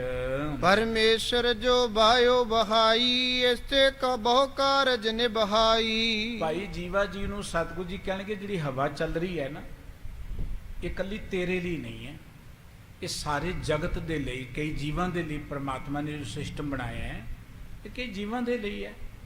ਹਵਾ ਦੇ ਨਾਲ ਕਿੰਨੇ ਕਾਰਜ ਰਾਸ ਹੁੰਦੇ ਨੇ। ਠੀਕ ਹੈ ਮੇਰਾ ਕਾਰਜ ਵਿਗੜਦਾ ਹੋਏਗਾ, ਪਰ ਪਤਾ ਨਹੀਂ ਅਨੰਤ ਜੀਵਨ ਦੇ ਕਾਰਜ ਰਾਸ ਵੀ ਹੋਣਗੇ। ਇਸ ਕਰਕੇ ਪ੍ਰਮਾਤਮਾ ਨੇ ਜੋ ਹਵਾ ਚਲਾਈ ਹੈ ਇਹਦੇ ਨਾਲ ਬਹੁਤ ਕਾਰਜ ਜਿਹੜੇ ਨੇ ਉਹ ਨਿਭਦੇ ਹਨ, ਪੂਰੇ ਹੁੰਦੇ ਹਨ। ਸਰਤਾਪਤ ਮੈਂ ਅਨਕ ਜਹਾਜ, ਨਰਨ ਹਜ਼ਾਰੋ ਲਾਤ ਸਮਾਜ। ਹੁਣ ਤਾਂ ਭਾਵੇਂ ਜਹਾਜ਼ ਜਿਹੜੇ ਨੇ ਉਹ ਇੰਜਣਾਂ ਵਾਲੇ ਆ ਗਏ ਨੇ, ਲੇਕਿਨ ਕਦੀ ਜਹਾਜ਼ ਹਵਾ ਦੇ ਨਾਲ ਚੱਲਦੇ ਸਨ। ਵੱਡੇ ਵੱਡੇ ਉੱਪਰ ਆਪਾਂ ਦੇਖਦੇ ਉਹਨਾਂ ਦੇ ਕੱਪੜੇ ਜੇ ਲੱਗੇ ਹੁੰਦੇ ਸਨ, ਹਵਾ ਉਹਨੂੰ ਟਕਰਾਉਂਦੀ ਸੀ, ਜਹਾਜ਼ ਅੱਗੇ ਮੂਵ ਹੁੰਦਾ ਸੀ, ਸ਼ਿਪ ਅੱਗੇ ਮੂਵ ਹੁੰਦੇ ਸਨ। ਸਤਿਗੁਰੂ ਜੀ ਕਹਿੰਦੇ ਹਜ਼ਾਰਾਂ ਹੀ ਜਹਾਜ਼ ਨੇ ਸਮੁੰਦਰ ਦੇ ਵਿੱਚ ਜਿਹੜੇ ਹਵਾ ਦੇ ਨਾਲ ਹੀ ਸਿਰੇ ਲੱਗਣੇ ਨੇ। ਇਸ ਕਰਕੇ ਉਹਨਾਂ ਨੂੰ ਵੀ ਹਵਾ ਦੀ ਲੋੜ ਹੈ। ਹਵਾ ਕੋਈ ਤੇਰੇ ਕਰਕੇ ਹੀ ਨਹੀਂ ਚੱਲ ਰਹੀ, ਹਵਾ ਦੀ ਸਮੁੱਚੀ ਕਾਇਨਾਤ ਨੂੰ ਲੋੜ ਹੈ। ਔਰ ਪਤਾ ਨਹੀਂ ਕਿੰਨੇ ਕਾਰਜ ਇਹਦੇ ਨਾਲ ਰਾਸ ਹੋਣੇ ਹਨ। ਬਹੁ ਵਿਵਹਾਰ ਕਰੈ ਹਿਤ ਰੋਜੀ, ਦੀਪਨ ਗਮਨੈ ਲਾਹਾ ਖੋਜੀ। ਉਹਨਾਂ ਜਹਾਜ਼ਾਂ ਦੇ ਕਿੰਨੇ ਲੋਕੀ ਰੋਜੀ ਰੋਟੀ ਲਈ ਤੁਰੇ ਫਿਰਦੇ ਨੇ। ਦੀਪਾਂ ਦੇ ਵਿੱਚ ਜਾ ਕੇ ਵਪਾਰ ਹੁੰਦਾ ਹੈ, ਵਸਤੂਆਂ ਇੱਧਰ ਉੱਧਰ ਜਾਂਦੀਆਂ ਨੇ, ਉਹ ਕਾਰਜ ਵੀ ਤੇ ਹਵਾ ਦੇ ਨਾਲ ਹੀ ਰਾਸ ਹੋਣਾ ਹੈ। ਬਹੁਤ ਦਿਵਸ ਕੇ ਟਿਕ ਸੋ ਰਹੇ, ਅਬ ਚਲਾਏ ਬਾਇਓ ਏ ਲਹੇ। ਹੋ ਸਕਦਾ ਕਈ ਦਿਨਾਂ ਦੇ ਕਈ ਜਹਾਜ਼ ਰੁਕੇ ਹੁਣ। ਉਹਨਾਂ ਸਮਿਆਂ 'ਚ ਜੇ ਹਵਾ ਦਾ ਰੁਖ ਨਹੀਂ ਸੀ ਚੱਲਦਾ ਤੇ ਹਵਾ ਜਿਹੜੇ ਸਨ ਉਹ ਜਹਾਜ਼ ਉਹਨਾਂ ਦੀ ਚਾਲ ਮੱਠੀ ਹੋ ਜਾਂਦੀ, ਰੁਕ ਵੀ ਜਾਂਦੇ ਸਨ ਕਈ ਦਿਨ। ਸਤਿਗੁਰੂ ਜੀ ਕਹਿੰਦੇ ਕਈ ਦਿਨਾਂ ਦੇ ਜਿਹੜੇ ਰੁਕੇ ਹੋਏ ਜਹਾਜ਼ ਨੇ ਇਸ ਹਵਾ ਦੇ ਨਾਲ ਹੀ ਸਿਰੇ ਲੱਗਣੇ ਹੋਣਗੇ। ਜਿਹੜੀ ਹਵਾ ਚੱਲ ਰਹੀ ਦਾ ਕੋਈ ਮਨੋਰਥ ਹੈ। ਹਿਤ ਆਹਾਰ ਕੇ ਕਰੇ ਕਮਾਈ, ਤਿਸ ਮਿਸ ਦੇਤ ਤਿਨੋ ਜਗਰਾਈ। ਉਹ ਪ੍ਰਮਾਤਮਾ ਨੇ ਸਾਰਿਆਂ ਨੂੰ ਰੋਟੀ ਦੇਣੀ ਹੈ ਤੇ ਕਈਆਂ ਦਾ ਰੁਜ਼ਗਾਰ ਹੀ ਹਵਾ ਦੇ ਸਿਰ ਤੇ ਟਿਕਿਆ ਹੋਇਆ ਹੈ। ਹਵਾ ਚੱਲਣੀ ਇਹਦੇ ਨਾਲ ਪਤਾ ਨਹੀਂ ਕਿੰਨਾ ਕੁਝ ਜਿਹੜੇ ਕਾਰਜ ਰਾਸ ਹੋਣੇ ਨੇ। ਇਸ ਕਰਕੇ ਪ੍ਰਮਾਤਮਾ ਨੇ ਕਿਸੇ ਨਾ ਕਿਸੇ ਬਹਾਨੇ ਹਰ ਮਨੁੱਖ ਨੂੰ ਰੋਜੀ ਰੋਟੀ ਦੇਣੀ ਹੈ। ਆਪਣੇ ਸਵਾਰਥ ਦੀ ਖਾਤਰ ਦੂਜਿਆਂ ਦੀ ਰੋਟੀ 'ਚ ਲੱਟ ਨਹੀਂ ਮਾਰਨੀ ਚਾਹੀਦੀ, ਦੂਜਿਆਂ ਦੀ ਰੋਜੀ ਨੂੰ ਬੰਦ ਨਹੀਂ ਕਰਨਾ ਚਾਹੀਦਾ। ਧਰਤੀ ਜਹਾਂ ਤਾਂਬਰ ਕੀ ਹੈ, ਲਾਖੋ ਬਿਸਿਅਰ ਤਿਸ ਥਲ ਰਹਿ। ਕਈ ਇਹੋ ਜੀ ਧਰਤੀ ਸੁੱਕੀ ਧਰਤੀ ਹੈ। ਇਹ ਪਹਾੜ ਕਈ ਹੁੰਦੇ ਨੇ ਬੜੇ ਪਥਰੀਲੇ ਜੇ ਤਾਂਬੇ ਰੰਗੇ ਹੁੰਦੇ ਨੇ। ਤੁਸੀਂ ਦੇਖੋ ਕੋਈ ਲਾਲ ਰੰਗ ਦਾ ਪਹਾੜ ਹੈ, ਕੋਈ ਕਾਲੇ ਰੰਗ ਦਾ ਪਹਾੜ ਹੈ, ਕੋਈ ਚਿੱਟੇ ਰੰਗ ਦਾ ਪਹਾੜ ਹੈ। ਤਾਂਬੇ ਦੀ ਧਰਤੀ ਕਹਿਣ ਤੋਂ ਭਾਵ ਹੈ ਕਿ ਜਿਹੜੇ ਇਹੋ ਜਿਹੀ ਪਥਰੀਲੀ ਧਰਤੀ ਹੈ ਜਿੱਥੇ ਕੋਈ ਕਿਸੇ ਤਰ੍ਹਾਂ ਦੀ ਕੋਈ ਬਨਸਪਤੀ ਹੁੰਦੀ ਨਹੀਂ ਹੈ, ਉੱਥੇ ਬੜੇ ਬੜੇ ਜ਼ਹਿਰੀਲੇ ਸੱਪ ਰਹਿੰਦੇ ਨੇ ਉਸ ਥਾਂ ਤੇ। ਉਹਨਾਂ ਸੱਪਾਂ ਦੀ ਰੋਜੀ ਰੋਟੀ ਵੀ ਤੇ ਇਨ੍ਹਾਂ ਹਨੇਰੀ ਦੇ ਆਸਰੇ ਤੇ ਉੱਥੇ ਪਹੁੰਚਣੀ ਹੁੰਦੀ ਹੈ। ਇਸ ਕਰਕੇ ਇਹ ਹਨੇਰੀ ਇੱਕ ਵਿਅਕਤੀ ਲਈ ਨਹੀਂ ਹੈ, ਇਹਦੇ ਮਗਰ ਕਈ ਲੋਕਾਂ ਦੀ ਰੋਜੀ ਰੋਟੀ ਜਿਹੜੀ ਜੁੜੀ ਹੋਈ ਹੈ। ਤਿਨ ਹਿਤ ਧੂਲ ਜਾਏ ਤਿਸ ਦੇਸ਼, ਨਿਜ ਕੁੰਡਲ ਮੈਂ ਲੇਤ ਅਸ਼ੇਸ਼। ਇੱਥੋਂ ਹਵਾ ਉੱਡੇਗੀ, ਧੂੜ ਉੱਡੇਗੀ, ਉਹਦੇ ਨਾਲ ਕਈ ਪੱਤੇ ਘਾਹ ਉੱਡਣਗੇ, ਜੀਵ ਉੱਡਣਗੇ, ਉਹਨਾਂ ਥਾਵਾਂ ਤੇ ਜਾਣਗੇ, ਉੱਥੇ ਰਹਿਣ ਵਾਲੇ ਜੀਵਨ ਦੀ ਖੁਰਾਕ ਉੱਥੇ ਪਹੁੰਚ ਜਾਵੇਗੀ। ਤਿਸ ਕੋ ਖਾਏ ਨਿਬਾਹੇ ਕਾਲ, ਆਪੋ ਆਪਣੀ ਲੇਤ ਸੰਭਾਲ। ਉਹਨਾਂ ਇਸ ਹਵਾ ਦੇ ਆਸਰੇ ਜੋ ਕੁਝ ਪਹੁੰਚਦਾ ਉਹਦੇ ਨਾਲ ਉਹਨਾਂ ਨੇ ਆਪਣੇ ਆਪ ਨੂੰ ਪਾਲਣਾ ਹੈ ਤੇ ਆਉਣ ਵਾਲੇ ਸਮੇਂ ਦੀ ਵੀ ਸੰਭਾਲ ਲੈਣਾ ਹੈ। ਲੱਖੋਂ ਹੈ ਸ਼ੁਦਾ ਤੁਰ ਸੋਈ, ਪ੍ਰਭ ਪਹੁੰਚਾਏ ਪਾਲ ਹੋਇ ਤੇਈ। ਲੱਖਾਂ ਹੀ ਇਹੋ ਜਿਹੇ ਜੀਵ ਜਿਹੜੇ ਥਾਂ ਥਾਂ ਤੇ ਭੁੱਖਣ ਭਾਣੇ ਨੇ, ਪ੍ਰਮਾਤਮਾ ਉਹਨਾਂ ਨੂੰ ਹਵਾ ਦੇ ਜਰੀਏ ਕਈ ਵਾਰੀ ਕਈ ਕੁਝ ਪਹੁੰਚਾ ਦਿੰਦਾ ਹੈ। ਇਸ ਤੇ ਆਦਿਕ ਕਾਜ ਵਿਸਾਲ ਕਰੇ ਪਰਮੇਸ਼ਰ ਵਾਯੂ ਨਾਲ। ਇਸ ਹਵਾ ਦੇ ਨਾਲ ਹੋਰ ਬੇਅੰਤ ਕਾਰਜ ਪਰਮੇਸ਼ਰ ਕਰਦਾ ਹੈ। ਹਵਾ ਦੀ ਲੋੜ ਹੈ, ਇਸ ਕਰਕੇ ਅਸੀਂ ਕਿ ਹਵਾ ਰੁਕ ਜਾਏ ਤੇ ਗੱਲ ਜਾਇਜ਼ ਨਹੀਂ ਨਾ। ਰੱਬ ਦੇ ਕੰਮਾਂ ਵਿੱਚ ਦਖਲ ਦੇਣਾ ਇਹ ਗੱਲ ਜਾਇਜ਼ ਨਹੀਂ ਹੈ। ਅਬ ਜੇ ਕਹਿ ਕਰ ਪੌਣ ਮਿਟਾਵੇ ਬਿਗੜੇ ਕਾ ਸ਼ੁੱਧਤ ਰਹਿ ਜਾਵੇ। ਸਿਰਫ ਆਪਣੀ ਰੋਟੀ ਦੀ ਖਾਤਰ ਅਸੀਂ ਹਵਾ ਰੋਕ ਦਈਏ। ਕਈ ਲੋਕ ਕਈ ਜੀਵ ਜਿਹੜੇ ਭੁੱਖੇ ਹੀ ਰਹਿ ਜਾਣ, ਕਾਰਜ ਵਿਗੜ ਜਾਏ, ਇਹ ਤੇ ਕੋਈ ਧਰਮ ਨਹੀਂ ਹੈ। ਰੱਬ ਦੀ ਰਜ਼ਾ 'ਚ ਦਖਲ ਦੇਣਾ ਇਹ ਤੇ ਕੋਈ ਕਿਸੇ ਤਰ੍ਹਾਂ ਦਾ ਮਾਰਗ ਨਹੀਂ ਹੈ। ਇਸ ਕਰਕੇ ਸਤਿਗੁਰੂ ਜੀ ਕਹਿਣਗੇ ਕਦੀ ਵੀ ਇਹੋ ਜਿਹਾ ਮਨੋਰਥ ਮਨ 'ਚ ਨਹੀਂ ਲਿਆਉਣਾ ਕਿ ਜੋ ਕੁਝ ਰੱਬ ਕਰ ਰਿਹਾ ਹੈ ਉਹਨੂੰ ਅਸੀਂ ਬਦਲ ਦਈਏ, ਉਹਨੂੰ ਅਸੀਂ ਰੋਕ ਦਈਏ। ਪਹਿਲੀ ਗੱਲ, ਰੋਕ ਕੋਈ ਸਕਦਾ ਹੀ ਨਹੀਂ ਹੈ। ਰੱਬ ਦੀ ਰਜ਼ਾ ਨੂੰ ਖਿੜੇ ਮੱਥੇ ਮੰਨਣਾ ਪੈਣਾ ਹੈ। ਇੱਕ ਵਿਦਵਾਨ ਨੇ ਗੱਲ ਲਿਖੀ ਹੈ ਕਿ ਦੁੱਖ ਸੁਖ ਕੇ ਸਮੇਂ ਕੋ ਮਾਨ ਲੇਤ ਹੈ ਦੋਏ, ਗਿਆਨੀ ਕਾਟੇ ਹੰਸ ਕਰ ਅਗਿਆਨੀ ਕਾਟੇ ਰੋਏ। ਦੁੱਖ ਆਉਣਾ ਹੀ ਆਉਣਾ ਹੈ ਜ਼ਿੰਦਗੀ ਦੇ ਅੰਦਰ। ਕੋਈ ਰੋਕ ਕੇ ਇਸ ਸਮੇਂ ਨੂੰ ਕੱਟ ਲੇ ਤੇ ਕੋਈ ਇਹਨੂੰ ਹੱਸ ਕੇ ਕੱਟ ਲੇ, ਉਹ ਤੇ ਕੱਟੀ ਹੀ ਜਾਣਾ। ਰਾਤ ਆਉਂਦੀ ਹੈ ਨਾ, ਰਾਤ ਸਦਾ ਨਹੀਂ ਰਹਿੰਦੀ, ਚਲੀ ਜਾਂਦੀ ਹੈ। ਦਿਨ ਆਉਂਦਾ ਸਦਾ ਨਹੀਂ ਰਹਿੰਦਾ, ਚਲਿਆ ਜਾਂਦਾ। ਦੁੱਖ ਆਉਂਦੇ ਨੇ, ਸਦਾ ਨਹੀਂ ਰਹਿੰਦੇ ਹੁੰਦੇ। ਦੁੱਖ ਕਦੀ ਸਦਾ ਨਹੀਂ ਰਹਿੰਦੇ, ਆਉਂਦੇ ਨੇ ਚਲੇ ਜਾਂਦੇ ਨੇ। ਪਰ ਉਸ ਦੁੱਖ ਦੇ ਵਿੱਚ ਤੁਸੀਂ ਕਿਵੇਂ ਸਮਾਂ ਬਤੀਤ ਕੀਤਾ ਹੈ, ਉਸ ਔਖੇ ਜਾਂ ਇਵੇਂ ਕਹਿ ਲਓ ਹਾਰਡ ਟਾਈਮਸ ਤੁਸੀਂ ਕਿਵੇਂ ਸਮਾਂ ਬਤੀਤ ਕੀਤਾ, ਇਹ ਗੱਲ ਮਾਇਨੇ ਰੱਖਦੀ ਹੈ। ਕੋਈ ਉਸ ਸਮੇਂ ਨੂੰ ਵਾਹਿਗੁਰੂ ਦੀ ਰਜ਼ਾ ਸਮਝ ਕੇ ਖਿੜੇ ਮੱਥੇ ਪ੍ਰਵਾਨ ਕਰ ਲੈਂਦਾ ਕਿ ਚਲੋ ਜੋ ਉਹਨੇ ਦਿੱਤਾ ਵੀ ਪ੍ਰਵਾਨ ਹੈ। ਕੋਈ ਰੋ ਰੋ ਕੇ ਰੱਬ ਨੂੰ ਉਲਾਮੇ ਦੇ ਕੇ ਪ੍ਰਵਾਨ ਕਰਦਾ, ਪਰ ਦੁੱਖ ਤਾਂ ਨਹੀਂ ਨਾ ਟਲਦਾ। ਸਗੋਂ ਜਿੰਨਾ ਅਸੀਂ ਰੋਵਾਂਗੇ, ਉਲਾਮੇ ਦੇਵਾਂਗੇ, ਦੁੱਖ ਉਹਨਾਂ ਵੱਧਦਾ ਹੀ ਚਲਿਆ ਜਾਏਗਾ। ਜਿੰਨਾ ਉਹਦੀ ਰਜ਼ਾ ਨੂੰ ਖਿੜੇ ਮੱਥੇ ਮੰਨਾਂਗੇ, ਉਹਨਾਂ ਦੁੱਖ ਦਾ ਅਸਰ ਘਟਦਾ ਚਲਿਆ ਜਾਏਗਾ। ਇਸ ਕਰਕੇ ਸਤਿਗੁਰੂ ਜੀ ਕਹਿਣ ਲੱਗੇ ਕਿ ਕਿਸੇ ਦਾ ਕਾਰਜ ਆਪਣੇ ਸਵਾਰਥ ਲਈ ਵਿਗਾੜਨਾ ਇਹ ਕੋਈ ਚੰਗਾ ਕੰਮ ਨਹੀਂ ਹੈ। ਇਹ ਤੇ ਬੜਾ ਵੱਡਾ ਪਾਪ ਸਿਰ ਤੇ ਲੱਗ ਜਾਂਦਾ ਹੈ। ਪ੍ਰਭ ਸਰਬਗੇ ਸਫਲ ਕ੍ਰਿਤ ਧਰੈ, ਕਿਆ ਅਲਬਗੇ ਤਰਕ ਨਾ ਕਰੈ। ਉਹ ਪਰਮਾਤਮਾ ਸਰਬੱਗ ਹੈ, ਹਰ ਪੱਖ ਤੋਂ ਉਹ ਪੂਰਾ ਹੈ। ਉਹ ਜੋ ਕੁਝ ਕਰ ਰਿਹਾ ਹੈ ਨਾ, ਉਹ ਬਿਲਕੁਲ ਠੀਕ ਕਰ ਰਿਹਾ ਹੈ। ਜਦੋਂ ਅਸੀਂ ਆਪਣੀ ਮਰਜ਼ੀ ਨਾਲ ਚਾਹੁੰਦੇ ਕਿ ਰੱਬ ਇਦਾਂ ਕਰ ਦੇਵੇ, ਇਹਨੂੰ ਇਦਾਂ ਬਦਲ ਦੇਵੇ, ਉਦੋਂ ਅਸੀਂ ਇਹ ਜਾਣਨਾ ਚਾਹੁੰਦੇ ਕਿ ਅਸੀਂ ਰੱਬ ਨਾਲੋਂ ਸਿਆਣੇ ਹਾਂ। ਸਾਨੂੰ ਕੀ ਚਾਹੀਦਾ ਹੈ, ਕਿੰਨਾ ਚਾਹੀਦਾ ਹੈ, ਕਦੋਂ ਚਾਹੀਦਾ ਹੈ, ਕਿਸ ਤਰ੍ਹਾਂ ਚਾਹੀਦਾ ਹੈ, ਇਹਦਾ ਰੱਬ ਨੂੰ ਪਤਾ ਹੈ ਔਰ ਰੱਬ ਦੇ ਰਿਹਾ। ਅਸੀਂ ਇਮਾਨਦਾਰੀ ਨਾਲ ਜ਼ਿੰਦਗੀ 'ਚ ਬੈਠ ਕੇ ਸੋਚਿਆ ਕਰੀਏ। ਇਮਾਨਦਾਰੀ ਨਾਲ ਕਈ ਚੀਜ਼ਾਂ ਅਸੀਂ ਸੋਚੀਆਂ ਵੀ ਨਹੀਂ ਸਨ ਜ਼ਿੰਦਗੀ 'ਚ, ਪਰਮਾਤਮਾ ਨੇ ਦੇ ਦਿੱਤੀਆਂ। ਲੇਕਿਨ ਉਹ ਜਿਹੜੀਆਂ ਪਰਮਾਤਮਾ ਨੇ ਅਚਨਚੇ ਦਿੱਤੀਆਂ ਉਹ ਸਾਨੂੰ ਚੇਤੇ ਨਹੀਂ ਹੈ, ਉਹ ਸਾਨੂੰ ਯਾਦ ਨਹੀਂ। ਹਰ ਮਨੁੱਖ ਦੀ ਜ਼ਿੰਦਗੀ 'ਚ ਇਹੋ ਜਿਹੇ ਸਬੱਬ ਹੁੰਦੇ ਨੇ, ਇਹੋ ਜਿਹੇ ਸਮੇਂ ਆਉਂਦੇ ਨੇ ਜੋ ਅਸੀਂ ਕਦੀ ਚਿਤਵੇ ਨਹੀਂ ਹੁੰਦੇ, ਅਸੀਂ ਕਦੀ ਸੋਚੇ ਨਹੀਂ ਹੁੰਦੇ। ਲੇਕਿਨ ਸਾਨੂੰ ਬੜੀਆਂ ਬੜੀਆਂ ਵੱਡੀਆਂ ਨਿਆਮਤਾਂ ਰੱਬ ਦੀ ਕਿਰਪਾ ਸਦਕਾ ਮਿਲਦੀਆਂ ਨੇ, ਅਸੀਂ ਖੁਸ਼ ਹੁੰਦੇ ਹਾਂ। ਲੇਕਿਨ ਉਹ ਗੱਲਾਂ ਸਾਨੂੰ ਭੁੱਲ ਜਾਂਦੀਆਂ ਨੇ। ਅਸੀਂ ਆਪਣੇ ਨਿੱਕੇ ਜਿਹੇ ਸਵਾਰਥ ਲਈ ਕਈ ਵਾਰੀ ਰੱਬ ਦੇ ਨਾਲ ਮੋਰਚਾ ਹੀ ਲਾ ਬੈਨੇ। ਅਸੀਂ ਚਾਹੁੰਦੇ ਹਾਂ ਉਹਨੂੰ ਬਦਲ ਦਿਓ ਜੀ ਰੱਬ ਜੀ, ਅਸੀਂ ਇੰਨੇ ਪਾਠ ਕਰਾਂਗੇ, ਸਾਡਾ ਕਾਰਜ ਕਰ ਦਿਓ, ਇੰਨੇ ਦਿਨ ਇੱਥੇ ਆਵਾਂਗੇ, ਨੰਗੇ ਪੈਰੀ ਜਾਵਾਂਗੇ, ਜੋ ਮਰਜ਼ੀ ਕਰੀ ਜਾਓ ਤੁਸੀਂ। ਜੇ ਨੰਗੇ ਪੈਰੀ ਜਾਇਆ ਅਸੀਂ ਰੱਬ ਦੀ ਰਜ਼ਾ ਨੂੰ ਬਦਲ ਸਕੀਏ, ਫਿਰ ਰੱਬ ਹੀ ਕਾਹਦਾ ਹੈ। ਹਾਂ, ਅਰਦਾਸ ਕਰਨੀ ਹੈ। ਅਰਦਾਸ ਇਸ ਲਈ ਨਹੀਂ ਕਰਨੀ ਕਿ ਜੋ ਅਸੀਂ ਚਾਹੁੰਦੇ ਉਹ ਹੋਵੇ, ਇਸ ਲਈ ਨਹੀਂ ਕਰਨੀ। ਅਰਦਾਸ ਇਸ ਲਈ ਨਹੀਂ ਕਰਨੀ ਕਿ ਜੋ ਅਸੀਂ ਚਾਹੁੰਦੇ ਉਹ ਸਾਨੂੰ ਮਿਲੇ। ਅਰਦਾਸ ਤੇ ਕਰਨੀ ਕਿ ਵਾਹਿਗੁਰੂ ਜੀ ਜੋ ਤੁਸੀਂ ਕਰ ਰਹੇ ਹੋ ਇਹ ਸਾਨੂੰ ਮਿੱਠਾ ਲੱਗੇ। ਅਰਦਾਸ ਕਰਨੀ ਹੈ। ਅਰਦਾਸ ਸਾਡੀ ਪੂੰਜੀ ਹੈ, ਅਰਦਾਸ ਸਾਡੀ ਵੱਡੀ ਰਾਸ ਹੈ, ਸਾਡਾ ਧਨ ਹੈ, ਸਾਡਾ ਆਸਰਾ ਹੈ। ਪਰ ਅਰਦਾਸ ਇਸ ਲਈ ਨਹੀਂ ਕਿ ਅਸੀਂ ਫਲਾਣੇ ਤਾਂ ਅਰਦਾਸ ਕਰੋ ਜੀ ਆ ਕੰਮ ਹੀ ਬਦਲ ਜਾਏ। ਦੇਖੋ ਨਾ, ਦੋ ਬੰਦੇ ਨੇ, ਦੋਵਾਂ ਦੇ ਮੁਕੱਦਮੇ ਚੱਲਦੇ ਨੇ ਅਦਾਲਤ ਵਿੱਚ। ਹੁਣ ਦੋਵੇਂ ਜਾ ਕੇ ਅਰਦਾਸ ਕਰਦੇ ਨੇ ਧਰਮ ਸਥਾਨ ਤੇ। ਦੋਵੇਂ ਕਹਿੰਦੇ ਜੀ ਸਤਿਗੁਰੂ ਜੀ ਮੇਰਾ ਮੁਕੱਦਮਾ ਜਿੱਤਿਆ, ਦੂਜਾ ਕਹਿੰਦਾ ਮੇਰਾ ਜਿੱਤਿਆ ਜਾਏ। ਹੁਣ ਕਿਹਦੀ ਮੰਨੇਗਾ ਸਤਿਗੁਰੂ ਜੀ ਉੱਥੇ? ਹੁਣ ਦੋਵੇਂ ਗੁਰੂ ਕੋਲ ਅਰਦਾਸ ਕਰਦੇ ਨੇ। ਜੇ ਤੇ ਇਦਾਂ ਦੀਆਂ ਅਰਦਾਸਾਂ ਮੰਨੀਆਂ ਜਾਣ ਫਿਰ ਤੇ ਕੰਮ ਹੀ ਬੜਾ ਰਿੜਕੇ ਵਾਲਾ ਖੜਾ ਹੋ ਜਾਏਗਾ। ਕਿਹਦੀ ਰੱਬ ਮੰਨੇ, ਕਿਹਦੀ ਨਾ ਮੰਨੇ। ਇਸ ਕਰਕੇ ਅਰਦਾਸ ਕਰਨੀ ਹੈ। ਅਰਦਾਸ ਤਾਂ ਅਸੀਂ ਉਦੋਂ ਵੀ ਕਰਦੇ ਸਾਂ ਜਦੋਂ ਅਸੀਂ ਅਜੇ ਇਸ ਦੁਨੀਆ 'ਚ ਆਏ ਨਹੀਂ ਸਾਂ, ਉਦੋਂ ਵੀ ਕਰਦੇ ਸਾਂ ਅਰਦਾਸ। ਉਦੋਂ ਕਾਹਦੀ ਕਰਦੇ ਸਾਂ ਅਰਦਾਸ, ਕਿੱਦਾਂ ਕਰਦੇ ਸਾਂ, ਕਿਹੋ ਜਿਹੇ ਲਫ਼ਜ਼ਾਂ 'ਚ ਕਰਦੇ। ਕਈ ਵਾਰ ਆਪਾਂ ਸੋਚਦੇ ਫਲਾਣੇ ਥਾਂ ਤੇ ਜਾ ਕੇ ਅਰਦਾਸ ਕਰੋ ਨਾ, ਬਹੁਤੀ ਮੰਨੀ ਜਾਏਗੀ। ਸਾਡੇ ਮਨਾਂ 'ਚ ਵੀ ਖਿਆਲ ਹੈ ਜਾ ਕੇ ਨੇ ਫਲਾਣੇ ਬੰਦੇ ਕੋਲੋਂ ਅਰਦਾਸ ਕਰੋ ਤੇ ਉਹ ਨਾ ਜ਼ਰੂਰ ਸਫਲ ਹੁੰਦੀ ਹੈ। ਫਲਾਣਾ ਬੰਦਾ ਅਰਦਾਸ ਕਰ ਦੇਵੇ ਜ਼ਰੂਰ ਸਫਲ ਹੁੰਦੀ। ਪਹਿਲੀ ਗੱਲ ਆਪਣੀ ਅਰਦਾਸ ਆਪ ਕਰਨੀ ਚਾਹੀਦੀ ਹੈ। ਬੱਚੇ ਨੂੰ ਭੁੱਖ ਲੱਗੇ ਤੇ ਬੱਚਾ ਕਿਸੇ ਨੂੰ ਕਹਿੰਦਾ ਕਿ ਮੇਰੀ ਮਾਂ ਨੂੰ ਕਹੋ ਮੈਨੂੰ ਦੁੱਧ ਪਿਆ ਦੇ। ਪਹਿਲੀ ਗੱਲ ਕਿ ਬੱਚੇ ਦੀ ਬੋਲੀ ਨੂੰ ਮਾਂ ਜਾਣਦੀ ਹੈ, ਬੱਚੇ ਦੀ ਭੁੱਖ ਨੂੰ ਮਾਂ ਸਮਝਦੀ। ਉਹ ਮਾਂ ਹੀ ਕਾਹਦੀ ਜਿਹੜੀ ਬੱਚੇ ਦੀ ਭੁੱਖ ਨੂੰ ਨਾ ਸਮਝੇ। ਉਹ ਤੇ ਬੱਚੇ ਦੇ ਹਰਕਤ ਤੋਂ ਸਮਝ ਲੈਂਦੀ ਹੈ ਕਿ ਬੱਚੇ ਨੂੰ ਭੁੱਖ ਲੱਗੀ, ਇਹਨੂੰ ਕਿਸੇ ਚੀਜ਼ ਦੀ ਲੋੜ ਹੈ। ਮਾਂ ਝੱਟ ਉਹਦੇ ਐਕਸ਼ਨ ਤੋਂ ਜਾਣ ਜਾਂਦੀ ਹੈ। ਇਹ ਮਾਂ ਦੀ ਵਡਿਆਈ ਹੈ। ਪਰਮਾਤਮਾ ਸਾਡੀ ਮਾਂ ਹੈ, ਉਹ ਸਾਡੀਆਂ ਭੁੱਖਾਂ ਨੂੰ ਜਾਣਦਾ ਕਿ ਸਾਨੂੰ ਕੀ ਚਾਹੀਦਾ, ਕਿੰਨਾ ਚਾਹੀਦਾ, ਕਦੋਂ ਚਾਹੀਦਾ। ਇਹ ਤੇ ਸਾਡੇ ਮਨ 'ਚ ਯਕੀਨ ਨਹੀਂ ਹੈ, ਸ਼ਰਧਾ ਨਹੀਂ ਹੈ, ਭਰੋਸਾ ਨਹੀਂ ਹੈ ਉਸ ਪਰਮਾਤਮਾ ਦੇ ਪ੍ਰਤੀ। ਮੈਂ ਪਹਿਲਾਂ ਬੇਨਤੀ ਕੀਤੀ ਸੀ ਕਿ ਜੋ ਕੁਝ ਅਸੀਂ ਕਲਪਿਆ ਵੀ ਨਹੀਂ ਹੁੰਦਾ, ਵਾਹਿਗੁਰੂ ਸਾਨੂੰ ਬੇਅੰਤ ਦਾਤਾਂ ਅੱਜ ਤੱਕ ਦਿੱਤੀਆਂ ਨੇ ਔਰ ਦੇ ਰਹੇ, ਜਿਹੜੀਆਂ ਅਸੀਂ ਮੰਗੀਆਂ ਵੀ ਨਹੀਂ ਸੀ। ਉਹ ਤੇ ਅਣਮੰਗਿਆਂ ਦਾਨ ਦਿੰਦਾ ਹੈ। ਭੱਟਾ ਨੇ ਇੱਕ ਬੜੀ ਪਿਆਰੀ ਗੱਲ ਕਹੀ ਕਿ ਚਿੱਤ ਚਿਤੋਂ ਅਰਦਾਸ ਕਰੋ ਪਰ ਕਹਿ ਪੀ ਨਾ ਸਕੋ।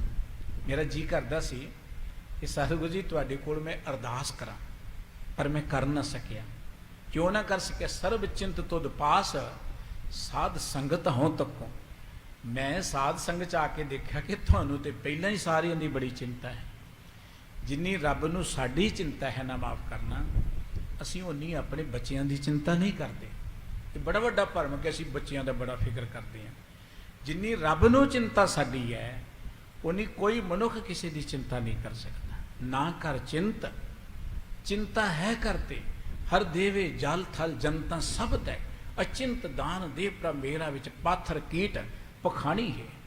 ਰੱਬ ਨੂੰ ਸਾਡੀ ਚਿੰਤਾ ਹੈ, ਪਰ ਅਸੀਂ ਸੋਚਦੇ ਕਿ ਅਸੀਂ ਬਹੁਤੇ ਸਿਆਣੇ ਹਾਂ। ਅਸੀਂ ਦੁਖੀ ਇਸ ਕਰਕੇ ਹੈ ਕਿ ਅਸੀਂ ਆਪਣੇ ਆਪ ਨੂੰ ਬਹੁਤਾ ਸਿਆਣੇ ਸਮਝਣ ਲੱਗ ਪਏ। ਜਿੰਨਾ ਕੋਈ ਆਪਣੇ ਆਪ ਨੂੰ ਬਹੁਤ ਸਿਆਣਾ ਸਮਝੇਗਾ, ਉਹਨਾਂ ਜ਼ਿਆਦਾ ਪਰੇਸ਼ਾਨ ਹੋਏਗਾ। ਜਿੰਨਾ ਭੋਲਾਪਨ ਹੋਏਗਾ ਨਾ, ਭੋਲਾਪਨ, ਉਹਨਾਂ ਹੀ ਉਹ ਬੜੇ ਆਨੰਦ 'ਚ ਰਹੇਗਾ। ਜ਼ਿੰਦਗੀ ਨੂੰ ਆਨੰਦ ਮਾਣਨ ਦਾ ਤਰੀਕਾ ਪਾਇਓ ਬਾਲ ਬੁੱਧ ਸੁਖ ਰੇ।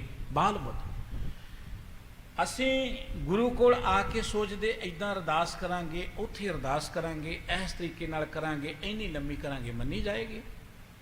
ਪਰ ਗੁਰਬਾਣੀ ਕਹਿੰਦੀ ਜਦੋਂ ਅਸੀਂ ਅਜੇ ਸੰਸਾਰ 'ਚ ਆਏ ਨਹੀਂ ਸਾਂ, ਅਰਦਾਸ ਤੇ ਉਦੋਂ ਵੀ ਕਰਦੇ ਸਾਂ। ਉਦੋਂ ਕਿਹੜੀ ਕਰਦੇ ਸਾਂ? ਕਿਹੜੀ ਬੋਲੀ 'ਚ ਕਰਦੇ ਸਾਂ? ਕਿੱਦਾਂ ਕਰਦੇ ਸਾਂ? ਕਿਹਦੇ ਕੋਲੋਂ ਕਰਾਉਂਦੇ ਸਾਂ? ਗੁਰੂ ਗ੍ਰੰਥ ਸਾਹਿਬ ਜੀ ਦਾ ਇੱਕ ਅੰਮ੍ਰਿਤ ਬਚਨ ਹੈ, ਹਰ ਪਹਿਲੇ ਪੈਰੇ ਰਹਿਣ ਕੇ ਬਣ ਜਾ ਰਿਹਾ ਮਿੱਤਰਾ। ਹੁਕਮ ਪਿਆ ਗਰਬਾਸ ਉਰਦਮੁਖ ਅੰਤਰ ਤਪ ਕਰੇ ਬਣ ਜਾ ਰਿਹਾ ਮਿੱਤਰਾ। ਖਸਮ ਸੇਤੀ ਅਰਦਾਸ, ਖਸਮ ਸੇਤੀ ਅਰਦਾਸ ਵਖਾਣੀ। ਉਦੋਂ ਅਸੀਂ ਸਾਰੇ ਹੀ ਵਾਹਿਗੁਰੂ ਕੋਲ ਅਰਦਾਸ ਕਰਦੇ ਸਾਂ। ਕਿਹੜੀ ਬੋਲੀ 'ਚ ਕਰਦੇ ਸਾਂ? ਕਿਸ ਤਰੀਕੇ ਨਾਲ ਕਰਦੇ ਸਾਂ? ਕਿੱਥੇ ਜਾ ਕੇ ਕਰਦੇ ਸਾਂ? ਅਰਦਾਸ ਦਾ ਅਰਥ ਹੁੰਦਾ ਹੈ ਤੁਹਾਡੇ ਦਿਲ ਦੀ ਪੁਕਾਰ। ਅਰਦਾਸ ਇਹ ਨਹੀਂ ਕਿ ਕਿੰਨੀ ਲੰਮੀ ਹੈ, ਕਿਹੜੇ ਲਫ਼ਜ਼ਾਂ 'ਚ ਹੈ, ਇਹ ਨਹੀਂ ਹੈ। ਅਰਦਾਸ ਦਾ ਅਰਥ ਕਿ ਦਿਲੋਂ ਨਿਕਲੀ ਹੋਈ ਹੋਕ, ਦਿਲੋਂ ਨਿਕਲੀ ਹੋਈ ਪੁਕਾਰ, ਤਰਲਾ।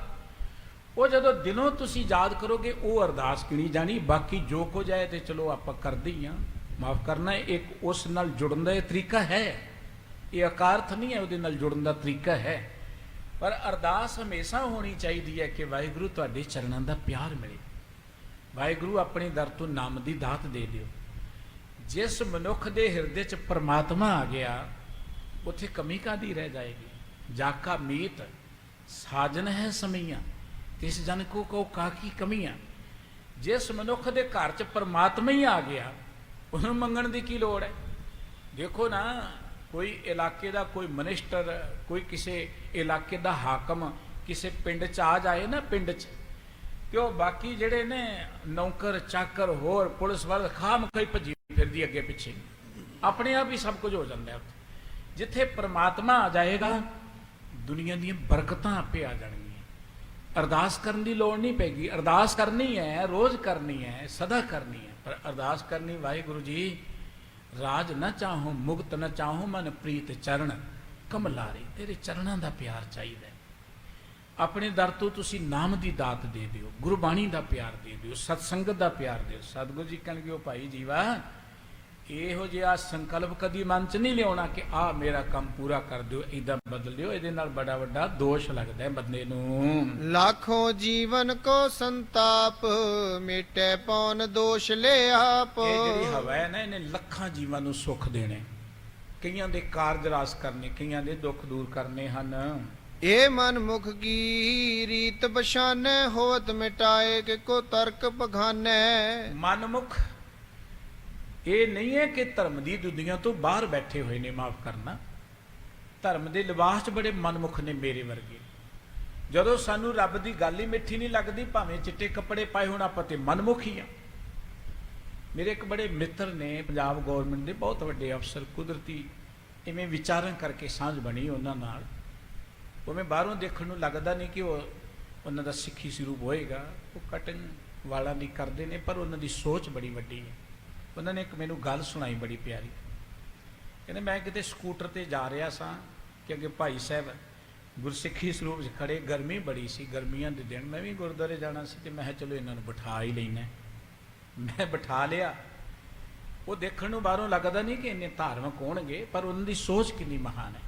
ਬਿਠਾ ਲਿਆ ਮਗਰ, ਤੇ ਬੈਠਦੇ ਹੀ ਉਹ ਬੈਠਣ ਵਾਲਾ ਵਿਅਕਤੀ ਕਹਿੰਦਾ ਰੱਬ ਨੇ ਕਿੰਨਾ ਕਹਿਰ ਵਰਤਾਇਆ ਹੈ, ਕਿੰਨੀ ਗਰਮੀ ਪੈ ਰਹੀ ਹੈ, ਕਿੰਨੀ ਧੁੱਪ ਪੈ ਰਹੀ। ਕਹਿੰਦੇ ਮੈਂ ਕਿਹਾ ਉੱਤਰ ਜਾ, ਤੂੰ ਤੇ ਬੰਦਾ ਹੀ ਮਨਮੁਖ ਹੈ, ਤੂੰ ਤੇ ਗੁਰੂ ਦੇ ਘਰ 'ਚ ਜਾਣ ਜੋਗਾ ਹੀ ਨਹੀਂ ਹੈ, ਜਿਹੜਾ ਹੁਣੇ ਹੀ ਕਿੰਤੂ ਕਰ ਰਿਹਾ ਰੱਬ ਦੀ ਰਜ਼ਾ ਤੇ, ਉੱਥੋਂ ਕੀ ਜਾ ਕੇ ਤੂੰ ਲੈਣਾ, ਤੂੰ ਨਾ ਹੀ ਜਾ ਤੇ ਵਧੀਆ। ਮਨਮੁਖ ਇਹ ਨਹੀਂ ਹੈ ਕਿ ਧਰਮ ਸਥਾਨਾਂ ਤੋਂ ਬਾਹਰ ਰਹਿੰਦੇ ਨੇ। ਅਸੀਂ ਤੇ ਉਦੋਂ ਹੀ ਮਨਮੁਖ ਬਣ ਜਾਂਦੇ ਜਦੋਂ ਕਹਿੰਦੇ ਜੀ ਸਾਡੀ ਗੱਲ ਮੰਨੀ ਜਾਣੀ ਚਾਹੀਦੀ। ਮਨਮੁਖ ਦਾ ਅਰਥ ਹੈ ਮਨ ਦੀ ਮਰਜ਼ੀ ਵਰਤਣ ਵਾਲਾ। ਸਾਡੀ ਮਰਜ਼ੀ ਮੰਨੀ ਜਾਏ ਮਹਾਰਾਜ ਜੀ, ਇਹ ਜਿਵੇਂ ਮਰਜ਼ੀ ਹੋਏ, ਇਹ ਕਾਰਜ ਹੋਣਾ ਚਾਹੀਦਾ ਹੈ, ਉਹਨਾਂ ਚਿਰ ਅਸੀਂ ਜਾਣਾ ਹੀ ਨਹੀਂ। ਇਹਨੂੰ ਹੀ ਤੇ ਮਨਮੁਖਤਾ ਕਹਿੰਦੇ ਨੇ, ਮਨ ਦੀ ਮਰਜ਼ੀ ਨੂੰ ਅੱਗੇ ਰੱਖਣਾ। ਸਤਿਗੁਰੂ ਜੀ ਕਹਿੰਦੇ ਜਦੋਂ ਅਸੀਂ ਕਹਿੰਦੇ ਕਿ ਸਾਡੀ ਮਰਜ਼ੀ ਅਨੁਸਾਰ ਕਾਰਜ ਹੋਏ, ਉਦੋਂ ਅਸੀਂ ਮਨਮੁਖ ਗਿਣੇ ਜਾਵਾਂਗੇ, ਅਸੀਂ ਉਦੋਂ ਗੁਰਮੁਖ ਜਾਂ ਸਨਮੁਖ ਨਹੀਂ ਗਿਣੇ ਜਾਵਾਂਗੇ। ਜਥਾ ਕਰੇ ਪ੍ਰਭ ਪਿਖ ਹਰਖੰਤੇ, ਨ ਦਰ ਕਹਿ ਕਹਿ ਕੇ ਨਾ ਮਿਟੰਤੇ। ਇਸ ਕਰਕੇ ਜਥਾ ਕਰੇ ਪ੍ਰਭ ਪਿਖ ਹਰਖੰਤੇ, ਜੋ ਪ੍ਰਮਾਤਮਾ ਕਰ ਰਿਹਾ ਹੈ, ਜਿਹੜੇ ਉਹਨੂੰ ਖਿੜੇ ਮੱਥੇ ਪ੍ਰਵਾਨ ਕਰ ਲੈਣ, ਖੁਸ਼ ਰਹਿਣ, ਉਹਦੇ ਤੇ ਤਰਕ ਨਾ ਕਰਨ, ਉਹਦੇ ਤੇ ਕਿੰਤੂ ਪਰੰਤੂ ਨਾ ਕਰਨ। ਸੋ ਗੁਰਮੁਖ ਸੁਖ ਪ੍ਰਾਪਤ ਹੋਏ, ਸੰਕਟ ਸਹਿ ਨਾ ਲੋਕੋ ਦੋਏ। ਉਹਨੂੰ ਗੁਰਮੁਖ ਕਿਹਾ ਜਾਂਦਾ ਹੈ, ਤੇ ਗੁਰਮੁਖ ਕਦੀ ਦੁਖੀ ਨਹੀਂ ਹੁੰਦਾ। ਗੁਰਮੁਖ ਨੂੰ ਪ੍ਰਮਾਤਮਾ ਦਾ ਭਾਣਾ ਮਿੱਠਾ ਲੱਗਦਾ ਹੈ, ਗੁਰਮੁਖ ਹਰ ਗੱਲ ਵਿੱਚ ਆਨੰਦਿਤ ਰਹਿੰਦਾ ਹੈ, ਗੁਰਮੁਖ ਨੂੰ ਕੋਈ ਦੁਖੀ ਨਹੀਂ ਕਰ ਸਕਦਾ। ਉਹ ਤੇ ਕਹਿੰਦਾ ਕਿ ਵਾਹਿਗੁਰੂ ਜੀ ਕੇਤਿਆਂ ਦੁਖ ਭੂਖ ਸਦਮਾਰ, ਇਹ ਪੀ ਦਾਤ ਤੇਰੀ ਦਾਤਾ। ਜੇ ਸੁਖ ਦੇਤਾ ਤੁਝੇ ਅਰਾਦੀ, ਦੁਖ ਵੀ ਤੁਝੇ ਧਿਆਈ, ਜੇ ਭੁਖ ਦੇਤਾ ਇਤ ਹੀ ਰਾਜਾ, ਦੁਖ ਵੇ ਸੂਖ ਮਨਾਈ। ਤੁਸੀਂ ਉਹਨੂੰ ਕਿਵੇਂ ਦੁਖੀ ਕਰ ਲੋਗੇ? ਜਿਹੜੇ ਕਹਿੰਦਾ ਭੁੱਖ 'ਚ ਮੈਂ ਰਜਿਆ ਹੋਇਆ, ਉਹਨੂੰ ਕੋਈ ਦੁਖੀ ਨਹੀਂ ਕਰ ਸਕਦਾ। ਸਾਨੂੰ ਸਾਡੇ ਸਤਿਗੁਰੂ ਜੀ ਨੇ ਉਹ ਮਾਰਗ ਦਿੱਤਾ, ਸਾਡੇ ਬਜ਼ੁਰਗਾਂ ਨੇ ਸਾਡਾ ਇੱਕ ਕਲਚਰ ਇਹੋ ਜਿਹਾ ਬਣਾ ਲਿਆ ਜਿਹਨੂੰ ਅਸੀਂ ਵਿਸਰਦੇ ਜਾਂਦੇ ਹਾਂ, ਭੁੱਲਦੇ ਜਾਂਦੇ ਹਾਂ। ਕਦੀ ਆਪਾਂ ਯਾਦ ਕਰੀਏ ਆਪਣੇ ਬਜ਼ੁਰਗਾਂ ਦੇ ਉਹ ਬੋਲੇ। ਜੇ ਲੰਗਰ ਦੇ ਵਿੱਚੋਂ ਪ੍ਰਸਾਦੇ ਮੁੱਕ ਗਏ, ਕਹਿੰਦੇ ਜੀ ਲੰਗਰ ਮਸਤਾਨਾ ਹੋ ਗਿਆ। ਜੇ ਲੰਗਰ ਘੱਟ ਤੇ ਕਹਿੰਦੇ ਇਹ ਸਵਾਇਆ ਹੈ, ਜੇ ਇੱਕ ਹੈ ਤੇ ਕਹਿੰਦੇ ਇਹ 1.25 ਲੱਖ ਹੈ। ਜੇ ਕੋਈ ਪ੍ਰਾਣੀ ਜਿਹਨੂੰ ਆਪਾਂ ਕਹਿੰਦੇ ਸਰੀਰਕ ਤੌਰ ਤੇ ਮਰ ਗਿਆ, ਕਹਿੰਦੇ ਚੜ੍ਹਾਈ ਕਰ ਗਿਆ। ਅਕਾਲ ਚਲਾਣਾ, ਅਕਾਲ ਚਲਾਣਾ ਲਫ਼ਜ਼ ਵਰਤੇ ਹੈ, ਮਰ ਗਿਆ ਨਹੀਂ ਕਹਿੰਦੇ ਸਿੱਖ, ਅਕਾਲ ਚਲਾਣਾ। ਇੰਨੀ ਉਹਨਾਂ ਦੀ ਸ਼ਬਦਾਵਲੀ ਜਿਹੜੀ ਸੀ ਪੋਜ਼ਿਟਿਵ ਸੀ। ਤੁਹਾਨੂੰ ਲਫ਼ਜ਼ ਹੀ ਜਿਹੜੇ ਨੇ ਉਹ ਸੁੱਖ ਦੇ ਸਕਦੇ ਨੇ, ਲਫ਼ਜ਼ ਹੀ ਤੁਹਾਡੇ ਇਰਾਦੇ ਨੂੰ ਟਹਿ ਢੇਰੀ ਕਰ ਸਕਦੇ ਨੇ। ਤੇ ਉਹਨਾਂ ਬਜ਼ੁਰਗ ਕਿੰਨੇ ਸਾਡੇ ਮਨੋਵਿਗਿਆਨਕ ਪੱਖ ਤੋਂ ਕਿੰਨੇ ਉਹ ਉੱਚੇ ਸਨ। ਉਹਨਾਂ ਨੇ ਕਿੰਨੀ ਸੋਹਣੀ ਸਾਨੂੰ ਸ਼ਬਦਾਵਲੀ ਦਿੱਤੀ। ਕਿੰਨੇ ਬਿਖਮ ਸਮਿਆਂ 'ਚ ਰਹਿ ਕੇ ਘੋੜਿਆਂ ਦੀਆਂ ਕਾਠੀਆਂ ਤੇ ਰਹਿੰਦੇ ਸਨ, ਛੋਲਿਆਂ ਦੀਆਂ ਮੁੱਠਾਂ ਖਾ ਕੇ ਗੁਜ਼ਾਰਾ ਕਰਨਾ, ਦਿਨ ਰਾਤ ਜਾਗਦੇ ਰਹਿਣਾ, ਸੰਘਰਸ਼ ਰਹਿਣਾ। ਤੇ ਇਹੋ ਜਿਹੇ ਸਮੇਂ ਤੇ ਦੇਖੋ ਅਸੀਂ ਸ਼ਬਦਾਵਲੀ ਵਰਤਦੇ ਆ ਨਾ ਕਈ ਵਾਰੀ। ਕੁਝ ਦਿਨ ਪਹਿਲਾਂ ਅੰਮ੍ਰਿਤਸਰ ਤੋਂ ਇੱਕ ਵੀਰ ਦਾ ਫੋਨ ਆਇਆ, ਉਹ ਬੜਾ ਤਗੜਾ ਸਰੋਤਾ ਹੈ ਗੁਰਬਾਣੀ ਦਾ, ਰੋਜ਼ ਗੁਰਬਾਣੀ ਦੀ ਗੱਲ ਸੁਣਦਾ। ਨੇ ਫੋਨ ਕਰਤਾ, ਕਹਿਣ ਲੱਗਾ ਜੀ ਹੈਗਾ ਮੈਂ ਅਪੰਗ ਹਾਂ, ਹੈਂਡੀਕਾਪ ਹਾਂ। ਮੈਂ ਤੂੰ ਹੈਂਡੀਕਾਪ ਨਹੀਂ ਹੈ, ਦਰਅਸਲ ਹੈਂਡੀਕਾਪ ਕਹਿਣਾ ਗੁਰਮਤਿ ਦਾ ਮਾਰਗ ਨਹੀਂ। ਇੱਥੇ ਤੇ ਇੱਕ ਅੱਖ ਵਾਲੇ ਨੂੰ ਲੱਖ ਨੇਤਰਾ ਕਿਹਾ ਜਾਂਦਾ। ਜੇ ਲੱਤ ਤੋਂ ਕੋਈ ਲੰਗਾ ਕੇ ਤੁਰਦੇ ਉਹਨੂੰ ਸੁਚਾਲਾ ਕਿਹਾ ਜਾਂਦਾ।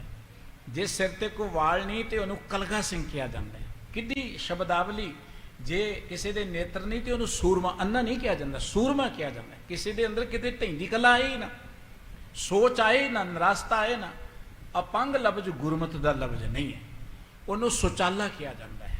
ਉੱਚੀ ਸੋਚ ਦਿੱਤੀ ਕਿ ਕਿਸੇ ਦੇ ਮਨ 'ਚ ਕਦੀ ਨੈਗੇਟਿਵਿਟੀ ਆਏ ਨਾ। ਤੁਸੀਂ ਜੇ ਚਾਹੋ ਜ਼ਿੰਦਗੀ ਦੇ ਅੰਦਰ ਪੋਜ਼ਿਟਿਵ ਥਾਟ ਬਣਾ ਲਓ, ਸੋਚ ਬਣਾ ਲਓ, ਵਿਚਾਰ ਉੱਚੀ ਬਣਾ ਲਓ, ਤੁਹਾਨੂੰ ਕੋਈ ਦੁਖੀ ਨਹੀਂ ਕਰ ਸਕਦਾ।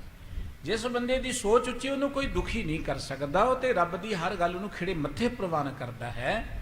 ਦੇਖੋ ਜਿਨ੍ਹਾਂ ਨੇ ਖੁਸ਼ ਰਹਿਣਾ ਹੈ, ਉਹਨਾਂ ਕੋਲ ਕਿੰਨੇ ਵਧੀਆ ਸਾਧਨ। ਅੱਗੇ ਵੀ ਇੱਕ ਦਿਨ ਇੱਕ ਵਾਰਤਾ ਸਾਂਝੀ ਕੀਤੀ, ਇੱਕ ਬਿਰਧ ਬੀਬੀ ਹੈ, ਉਹਦੀ ਕੋਈ ਇੱਕ ਬੱਚੀ ਹੈ 11 ਸਾਲ ਦੀ, ਉਹ ਚਲਾਣਾ ਕਰ ਗਈ, ਹੋਰ ਕੋਈ ਆਸਰਾ ਨਹੀਂ ਹੈ। ਤੇ ਉਹ ਬੀਬੀ ਪ੍ਰਮਾਤਮਾ ਅੱਗੇ ਪਤਾ ਕੀ ਅਰਦਾਸ ਕਰਦੀ, ਪ੍ਰਮਾਤਮਾ ਜੀ ਤੇਰਾ ਬਹੁਤ ਬਹੁਤ ਸ਼ੁਕਰ। ਹੁਣ ਅਸੀਂ ਕਲਪਨਾ ਕਰੀਏ ਕੋਈ ਬੰਦਾ ਇਕੱਲਾ ਹੋਏ, ਬੀਬੀ ਹੋਏ, ਇੱਕੋ ਇੱਕ ਉਹਦਾ ਆਸਰਾ ਹੋਏ ਤੇ ਉਹ ਵੀ ਚਲਾਣਾ ਕਰ ਜਾਏ, ਹੋਰ ਕੋਈ ਆਸਰਾ ਨਾ ਹੋਏ, ਜੀ ਨਾ ਹੋਏ। ਆਪਾਂ ਦੇਖਦੇ ਹੀ ਹਾਂ ਸਾਡੇ ਸਮਾਜਿਕ ਜੀਵਨ ਦੇ ਹਾਲਾਤ ਕੀ ਨੇ। ਪਰ ਉਹ ਅਰਦਾਸ ਕੀ ਕਰ ਰਹੀ ਹੈ ਕਿ ਪ੍ਰਮਾਤਮਾ ਤੇਰਾ ਬਹੁਤ ਹੀ ਧੰਨਵਾਦ, ਤੇਰਾ ਬਹੁਤ ਸ਼ੁਕਰ। 11 ਸਾਲ ਤਾਂ ਇਹ ਬੱਚੀ ਮੇਰੇ ਨਾਲ ਤੁਸੀਂ ਰਹਿਣ ਦਿੱਤੀ ਹੈ, 11 ਸਾਲ ਤੇ ਮੈਨੂੰ ਇਹਦੀ ਸੰਗਤ ਮਿਲੀ, ਸੁੱਖ ਮਿਲਿਆ, ਤੁਹਾਡਾ ਬਹੁਤ ਧੰਨਵਾਦ। ਇਹੋ ਜਿਹੇ ਬੰਦੇ ਨੂੰ ਕੌਣ ਦੁਖੀ ਕਰ ਲਏਗਾ? ਦੁਖੀ ਹੋਣਾ ਜਾਂ ਸੁਖੀ ਹੋਣਾ ਤੁਹਾਡੀ ਸੋਚ ਤੇ ਨਿਰਭਰ ਕਰਦਾ ਹੈ। ਜੇ ਤੁਹਾਡੀ ਸੋਚ ਹਮੇਸ਼ਾ ਉੱਚੀ ਹੈ, ਪੋਜ਼ਿਟਿਵ ਹੈ, ਤੁਹਾਨੂੰ ਕੋਈ ਦੁਖੀ ਨਹੀਂ ਕਰ ਸਕਦਾ। ਤੁਸੀਂ ਤੇ ਦੁੱਖ ਵਿੱਚ ਵੀ ਸੁੱਖ ਮਨਾ ਸਕਦੇ ਹੋ। ਦੇਖੋ ਸਮੇਂ ਹਨੇਰੀ ਆਉਂਦੀ, ਸਿੰਘਾਂ ਦੀਆਂ ਉਹ ਛੰਨਾਂ ਉੱਡ ਜਾਣੀਆਂ। ਹਨੇਰੀ ਨੂੰ ਭੂਤ ਨਹੀਂ ਕਿਹਾ ਕਰਦੇ ਸਨ, ਉਹ ਟੁੱਟੀ ਜੀ ਸਾਨੂੰ ਨੂੰ ਸੀਸ ਮਹਿਲ ਕਿਹਾ ਕਰਦੇ ਸਨ। ਛੋਲਿਆਂ ਨੂੰ ਬਦਾਮ ਕਹਿ ਕੇ ਜ਼ਿੰਦਗੀ ਦਾ ਆਨੰਦ ਲੈ ਲੈਂਦੇ ਸਨ। ਇਹ ਸੋਚ ਹੈ ਸਾਨੂੰ ਸਾਡੇ ਬਜ਼ੁਰਗਾਂ ਨੇ ਦਿੱਤੀ ਸੀ, ਪਰ ਅਸੀਂ ਭੁੱਲ ਗਏ। ਸਾਡੇ ਤੇ ਆਲੇ ਦੁਆਲੇ ਦਾ ਅਸਰ ਬਹੁਤ ਜ਼ਿਆਦਾ ਪੈ ਗਿਆ। ਸਿਆਣੇ ਕਹਿੰਦੇ ਕਿ ਗੁਆਂਢੀ ਦੀ ਸ਼ਕਲ ਨਹੀਂ ਤੇ ਅਕਲ ਤੇ ਆ ਹੀ ਜਾਂਦੀ ਹੈ। ਅਸੀਂ ਅਕਲ ਅਖਤਿਆਰ ਕਰ ਲਈ, ਸ਼ਕਲ ਅਜੇ ਸਾਡੀ ਸਿੱਖਾਂ ਵਾਲੀ ਹੈਗੀ ਹੈ ਥੋੜੀ ਬਹੁਤੀ, ਪਰ ਅਕਲ ਅਸੀਂ ਆਪਣੇ ਬਜ਼ੁਰਗਾਂ ਵਾਲੀ ਤਿਆਗਦੇ ਜਾਂਦੇ ਹਾਂ। ਅਸੀਂ ਆਪਣੀ ਬੋਲੀ ਤਿਆਗਦੇ ਜਾਂਦੇ ਹਾਂ, ਆਪਣਾ ਕਲਚਰ ਤਿਆਗਦੇ ਜਾਂਦੇ ਹਾਂ। ਦੇਖੋ ਧਨ ਹੋਣਾ ਮੁਬਾਰਕ ਹੈ, ਰੁਤਬੇ ਹੋਣੇ ਮੁਬਾਰਕ ਨੇ, ਪਰ ਆਪਣੇ ਕਲਚਰ ਤੋਂ ਬਿਨਾਂ ਅਸੀਂ ਕਦੀ ਜ਼ਿੰਦਗੀ 'ਚ ਅਮੀਰ ਨਹੀਂ ਬਣ ਸਕਦੇ। ਸਾਨੂੰ ਆਪਣਾ ਉਹ ਕਲਚਰ ਸੰਭਾਲਣਾ ਪਏਗਾ ਜੇ ਜ਼ਿੰਦਗੀ ਅੰਦਰ ਆਪਾਂ ਅੱਗੇ ਵਧਣਾ ਹੈ, ਸੁਖੀ ਹੋਣਾ ਹੈ। ਇਹ ਜੋ ਮਹਾਨ ਕਲਚਰ ਸਾਨੂੰ ਸਾਡੇ ਗੁਰੂ ਸਾਹਿਬ ਜੀ ਨੇ, ਸਾਡੇ ਬਜ਼ੁਰਗਾਂ ਨੇ ਦਿੱਤਾ ਹੈ, ਉਹਨੂੰ ਮੁੜ ਕੇ ਵਿਚਾਰਨ ਦੀ ਲੋੜ ਹੈ। ਸੋ ਸਤਿਗੁਰੂ ਜੀ ਕਹਿਣਗੇ ਜਿਹੜਾ ਰੱਬ ਦੀ ਰਜ਼ਾ ਨੂੰ ਨਹੀਂ ਮੰਨਦਾ ਉਹ ਮਨਮੁਖ, ਜਿਹੜਾ ਰੱਬ ਦੀ ਰਜ਼ਾ ਨੂੰ ਖਿੜੇ ਮੱਥੇ ਮੰਨਦਾ ਉਹ ਗੁਰਮੁਖ, ਉਹਨੂੰ ਕੋਈ ਦੁਖੀ ਨਹੀਂ ਕਰ ਸਕਦਾ। ਤੇ ਆਪਾਂ ਜ਼ਿੰਦਗੀ ਜੀਵਨ ਬਣਾਉਣਾ ਇਹੋ ਜਿਹਾ ਕਿ ਦੁਖੀ ਹੋਈਏ ਕਿਤੇ ਨਾ। ਤੂੰ ਕਰ ਬੇਚਿਤ ਚੈਤ ਆਹਾਰੇ, ਕਟੀ ਚਾਰ ਕਰ ਲੈ ਉਪਸ਼ਾਰੇ। ਉਹ ਤੂੰ ਭੋਜ ਨਹੀਂ ਕਰਨਾ ਚਾਹੁੰਦਾ, 4 ਘੜੀਆਂ ਲੇਟ ਕਰ ਲਾਂਗੇ ਆਪਾਂ, ਕੋਈ ਗੱਲ ਨਹੀਂ ਹੈ। ਕੋਈ ਚਿਰ ਤਾਂ ਭੁੱਖੇ ਰਿਹਾ ਹੀ ਜਾ ਸਕਦਾ, ਕੋਈ ਵੱਡੀ ਗੱਲ ਨਹੀਂ, ਪਰ ਸਾਡੇ ਬਦਲੇ ਅਨੇਕਾਂ ਲੱਖਾਂ ਜੀਵਾਂ ਦਾ ਨੁਕਸਾਨ ਹੋਵੇ ਇਹ ਤੇ ਕੋਈ ਵਡਿਆਈ ਨਹੀਂ ਹੈ। ਹਟੇ ਨਾ ਜੇ ਪ੍ਰਭਾਤ ਕਰ ਲੀਜੈ, ਧਰੋ ਨਾ ਚਿੰਤਾ ਆਨੰਦ ਕੀਜੈ। ਜੇ ਸਾਰੀ ਰਾਤ ਵੀ ਹਨੇਰੀ ਨਹੀਂ ਨਾ ਹਟਦੀ ਪਾਈ ਜੀਵਾ, ਤੇ ਸਵੇਰੇ ਆਪਾਂ ਛਕ ਲਵਾਂਗੇ, ਕਿਹੜੀ ਗੱਲ ਹੈ। ਚਿੰਤਾ ਨਾ ਕਰ ਕੋ ਬਹੁਤੀ ਖਾਣ ਪੀਣ ਦੀ। ਸਤਿਗੁਰ ਅਰ ਪ੍ਰਭ ਜਥਾ ਰਜਾਏ, ਤਿਸ ਪਰ ਰਾਜੀ ਰਹਿ ਨਾ ਸਦਾਏ। ਜਿਵੇਂ ਗੁਰੂ ਦੀ ਪ੍ਰਭੂ ਦੀ ਰਜ਼ਾ ਹੁੰਦੀ ਹੈ, ਉਹਦੇ 'ਚ ਰਾਜੀ ਰਹਿਣਾ ਚਾਹੀਦਾ ਹੈ ਹਰ ਮਨੁੱਖ। ਭਾਈ ਗੁਰਦਾਸ ਜੀ ਨੇ ਇੱਕ ਬੜਾ ਪਿਆਰਾ ਬਚਨ ਲਿਖਿਆ, ਸਤਿਗੁਰ ਆਗਿਆਕਾਰੀ ਬਾਲਕ ਪ੍ਰਤਪਾਲਕ ਸਿੱਖ ਚਰਨ ਕਮਲ ਰਜ ਮਹਿਮਾ ਅਪਾਰ ਹੈ। ਗੁਰੂ ਕੀ ਰਜ਼ਾ 'ਚ ਚੱਲਣ ਵਾਲਾ, ਵਾਹਿਗੁਰੂ ਜੀ ਦੇ ਭਾਣੇ ਚੱਲਣ ਵਾਲਾ ਜਿਹੜਾ ਗੁਰੂ ਦਾ ਸਿੱਖ ਬਾਲਕ ਹੈ ਨਾ, ਭਾਈ ਸਾਹਿਬ ਜੀ ਕਹਿੰਦੇ ਉਹਦੇ ਜਿਹੜੀ ਚਰਨਾਂ ਦੀ ਧੂੜ ਹੈ ਨਾ, ਚਰਨ ਕਮਲ ਰਜ, ਰਜ ਮਿਹਣਾ ਧੂੜ, ਉਹਦੇ ਚਰਨ ਕਮਲਾਂ ਦੀ ਧੂੜ ਹੀ ਬੜੀ ਮਹਾਨ ਹੈ। ਉਹ ਆਪ ਤੇ ਮਹਾਨ ਹੈ। ਸਤਿਗੁਰੂ ਜੀ ਨੇ ਕਿਹਾ ਸੋ ਸਿੱਖ ਸਖਾ ਬੰਦ ਪਹਿ ਪਾਈ, ਜੇ ਗੁਰ ਕੇ ਭਾਣੇ ਵਿੱਚ ਆਵੇ। ਆਪਣੇ ਭਾਣੇ ਜੋ ਚੱਲੇ ਪਾਈ, ਸੋ ਵਿਛੜ ਚੋਟਾਂ ਖਾਵੇ। ਹਰ ਕੇ ਦਾਸ ਸੁਹੇਲੇ ਪਾਈ। ਜਿਹੜੇ ਰੱਬ ਦੇ ਦਾਸ ਨੇ ਉਹ ਸਦਾ ਸੁਖੀ ਵਸਦੇ। ਸਤਿਗੁਰੂ ਭਾਈ ਗੁਰਦਾਸ ਜੀ ਕਹਿੰਦੇ ਜਿਹੜੇ ਆਗਿਆਕਾਰੀ ਗੁਰੂ ਕੇ ਸਿੱਖ ਨੇ, ਉਹਨਾਂ ਦੇ ਚਰਨਾਂ ਦੀ ਜਿਹੜੀ ਮਹਿਮਾ ਨਾ ਧੂੜ ਦੀ ਬੜੀ ਅਪਰਪਾਰ ਹੈ।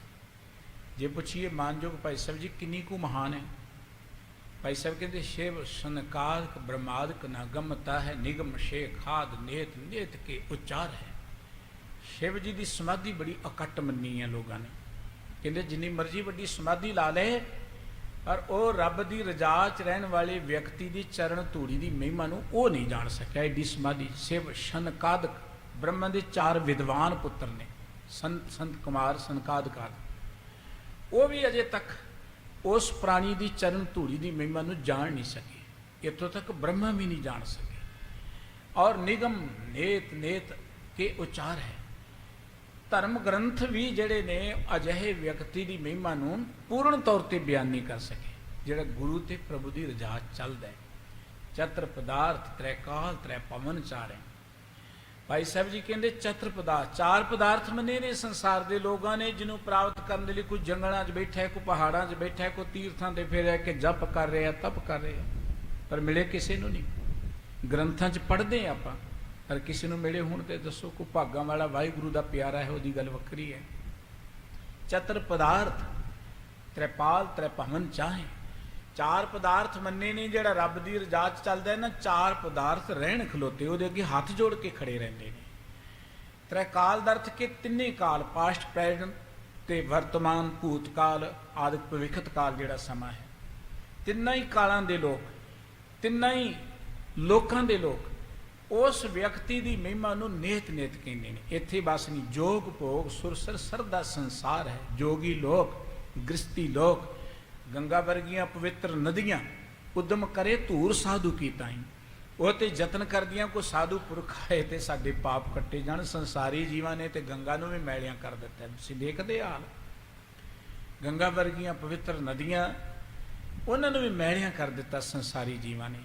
ਉਹ ਵੀ ਤਰਸਦੀਆਂ ਕੋਈ ਸਤਿਪੁਰਖ ਆਏ, ਉਹਦੇ ਚਰਨਾਂ ਨਾਲ ਅਸੀਂ ਪਵਿੱਤਰ ਹੋ ਜਾਈਏ। ਪੂਜਨ ਕੇ ਪੂਜ ਅਰ ਪਾਵਨ ਪਵਿੱਤਰ ਕਰੇ, ਨੇਤ ਨੇਤ ਨੇਤ ਨਮੋ ਨਮੋ ਨਮਸਕਾਰ ਹੈ। ਭਾਈ ਸਾਹਿਬ ਜੀ ਕਹਿੰਦੇ ਪੂਜਨੀਕ ਲੋਕਾਂ ਨੂੰ ਵੀ ਜੇ ਰੱਬੀ ਪਿਆਰਿਆਂ ਦੀ ਚਰਨ ਧੂੜੀ ਮਿਲ ਜੇ ਤੇ ਹੋਰ ਪੂਜਨੀਕ ਹੋ ਜਾਂਦੇ ਨੇ, ਪਵਿੱਤਰ ਲੋਕ ਹੋਰ ਪਵਿੱਤਰ ਹੋ ਜਾਂਦੇ ਨੇ। ਸਾਰੇ ਕਹਿੰਦੇ ਨੇਤ ਨੇਤ ਨੇਤ ਨਮੋ ਨਮੋ ਨਮਸਕਾਰ ਹੈ। ਪਰੇ ਤੋਂ ਪਰੇ ਉਹਨਾਂ ਵਿਅਕਤੀਆਂ ਦੀ ਚਰਨ ਧੂੜੀ ਜਿਹੜੇ ਰੱਬ ਦੀ ਰਜ਼ਾ ਚੱਲਦੇ ਨੇ, ਜਿਹੜੇ ਰੱਬ ਦੇ ਭਾਣੇ ਵਿੱਚ ਚੱਲਦੇ ਹਨ।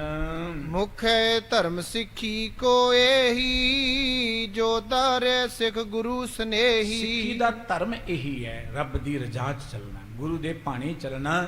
ਤੇ ਜਿਹੜਾ ਇਸ ਧਰਮ ਨੂੰ ਧਾਰਨ ਕਰਦਾ ਉਹੀ ਗੁਰੂ ਕਾ ਸਿੱਖ ਹੈ। ਸੋ ਸਿੱਖ ਸਖਾ ਬੰਦ ਪਹਿ ਪਾਈ, ਜੇ ਗੁਰ ਕੇ ਭਾਣੇ ਚਾਹੇ।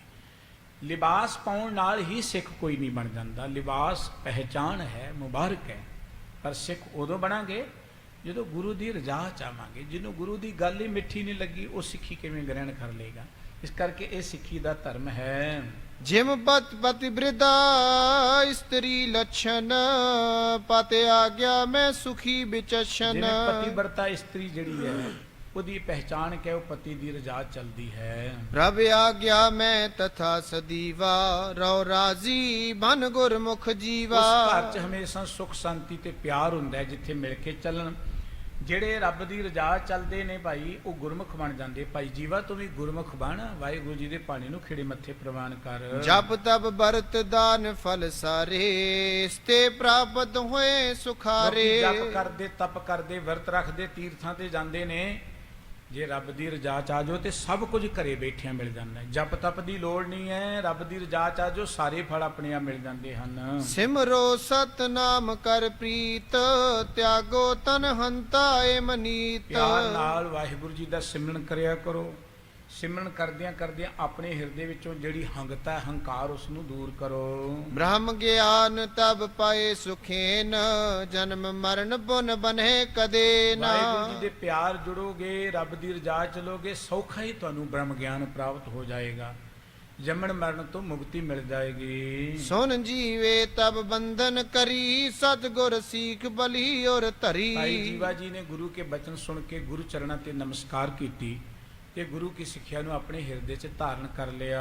ਕੋ ਇੱਕ ਦਿਨ ਮੈਂ ਗਿਆਨੀ ਹੋਵਾ, ਏਕੋ ਰੂਪ ਸਰਬ ਮੈਂ ਜੋਵਾ। ਗੁਰੂ ਕੀ ਰਜ਼ਾ ਚੱਲ ਕੇ, ਗੁਰੂ ਕੇ ਪਿਆਰ ਜੜ ਕੇ ਇਹ ਭਾਈ ਜੀਵਾ ਜੀ ਬ੍ਰਹਮ ਗਿਆਨ ਨੂੰ ਪ੍ਰਾਪਤ ਹੋ ਗਏ ਤੇ ਸਦਾ ਗੁਰੂ ਸਾਹਿਬ ਜੀ ਦੇ ਦਰ ਤੇ ਰਹਿ ਕੇ ਪ੍ਰਭੂ ਚ ਲਿਵਲੀਨ ਹੋ ਕੇ ਸੇਵਾ ਕਰਦੇ ਰਹੇ। ਜੀਵਤ ਰਿਓ ਕਰੀ ਗੁਰ ਸੇਵਾ, ਤਨ ਤਜ ਲੈ ਹੋਏ ਬ੍ਰਹਮ ਅਪੇਵਾ। ਜਿੰਨਾ ਚਿਰ ਭਾਈ ਜੀਵਾ ਜੀ ਜਿਉਂਦੇ ਰਹੇ ਉਹਨਾਂ ਚਿਰ ਉਹ ਗੁਰੂ ਕੀ ਸੇਵਾ ਕਰਦੇ ਰਹੇ। ਸੇਵਾ ਕਰਦਿਆਂ ਉਹਨਾਂ ਨੇ ਆਪਣੇ ਅੰਦਰੋਂ ਅਹੰਕਾਰ ਨੂੰ ਮੇਟ ਲਿਆ ਤੇ ਜਿਉਂਦੇ ਜੀ ਵੀ ਗੁਰੂ ਦੇ ਪਿਆਰ 'ਚ ਜੁੜੇ ਸਨ। ਸਰੀਰ ਤਿਆਗਣ ਤੋਂ ਬਾਅਦ ਵੀ ਉਹ ਗੁਰੂ ਵਿੱਚ ਲਿਵਲੀਨ ਹੋ ਗਏ। ਸਤਿਗੁਰੂ ਸੱਚੇ ਪਾਤਸ਼ਾਹ ਜੀ ਨੇ ਭਾਈ ਜੀਵਾ ਜੀ ਨੂੰ ਉਪਦੇਸ਼ ਦਿੰਦਿਆਂ ਉਪਦੇਸ਼ ਸਾਨੂੰ ਸਾਰਿਆਂ ਨੂੰ ਦਿੱਤਾ ਹੈ। ਗੁਰੂ ਕਾ ਬਚਨ ਕੇ ਪ੍ਰਥਾਏ ਸਾਖੀ ਮਹਾਂਪੁਰਖ ਬੋਲਦੇ, ਸਾਂਝੀ ਸਗਲ ਜਹਾਨੀ। ਗੁਰੂ ਸਾਹਿਬ ਜੀ ਦਾ ਉਪਦੇਸ਼ ਸਮੁੱਚੀ ਮਾਨਵਤਾ ਦੇ ਲਈ ਹੈ ਕਿ ਜੇ ਜ਼ਿੰਦਗੀ ਅੰਦਰ ਸੁੱਖ ਚਾਹੁੰਦੇ ਹੋ, ਆਨੰਦ ਚਾਹੁੰਦੇ ਹੋ, ਰੱਬ ਦਾ ਪਿਆਰ ਚਾਹੁੰਦੇ ਹੋ ਤੇ ਰੱਬ ਦੀ ਰਜ਼ਾ ਨੂੰ ਖਿੜੇ ਮੱਥੇ ਪ੍ਰਵਾਨ ਕਰੋ। ਸਤਿਗੁਰੂ ਜੀ ਕਹਿੰਦੇ ਜਦੋਂ ਬੰਦਾ ਤਿਆਗੇ ਮਨ ਕੀ ਮਤੜੀ ਵਿਸਾਰੇ, ਦੂਜਾ ਭਾਓ ਜੀਓ, ਕਿਉਂ ਪਾਵੇ ਹਰ ਦਰਸਾਵੜਾ, ਨ ਲੱਗੇ ਤਤੀ ਵਾਓ ਜੀਓ। ਮਨ ਦੀ ਮਤ ਤਿਆਗ ਕੇ ਇਧਰ ਉਧਰ ਦਾ ਭਾਉ ਛੱਡ ਕੇ ਜਦੋਂ ਰੱਬ ਦੀ ਰਜ਼ਾ 'ਚ ਅਸੀਂ ਚੱਲਦੇ ਹਾਂ, ਸਤਿਗੁਰੂ ਜੀ ਕਹਿੰਦੇ ਰੱਬ ਦੇ ਦੀਦਾਰ ਹੋ ਜਾਂਦੇ ਨੇ। ਰੱਬ ਵਿੱਚ ਮਨੁੱਖ ਲਿਵਲੀਨ ਹੋ ਜਾਂਦਾ ਹੈ। ਦੁੱਖਾਂ ਦੀ ਤਤੀ ਵਾਹ ਮਨੁੱਖ ਨੂੰ ਲੱਗਦੀ ਨਹੀਂ। ਜਿਹੜਾ ਰੱਬ ਦੀ ਰਜ਼ਾ 'ਚ ਰਹੇਗਾ ਉਹਨੂੰ ਦੁੱਖ ਕਿਵੇਂ ਵਿਆਪਣਗੇ।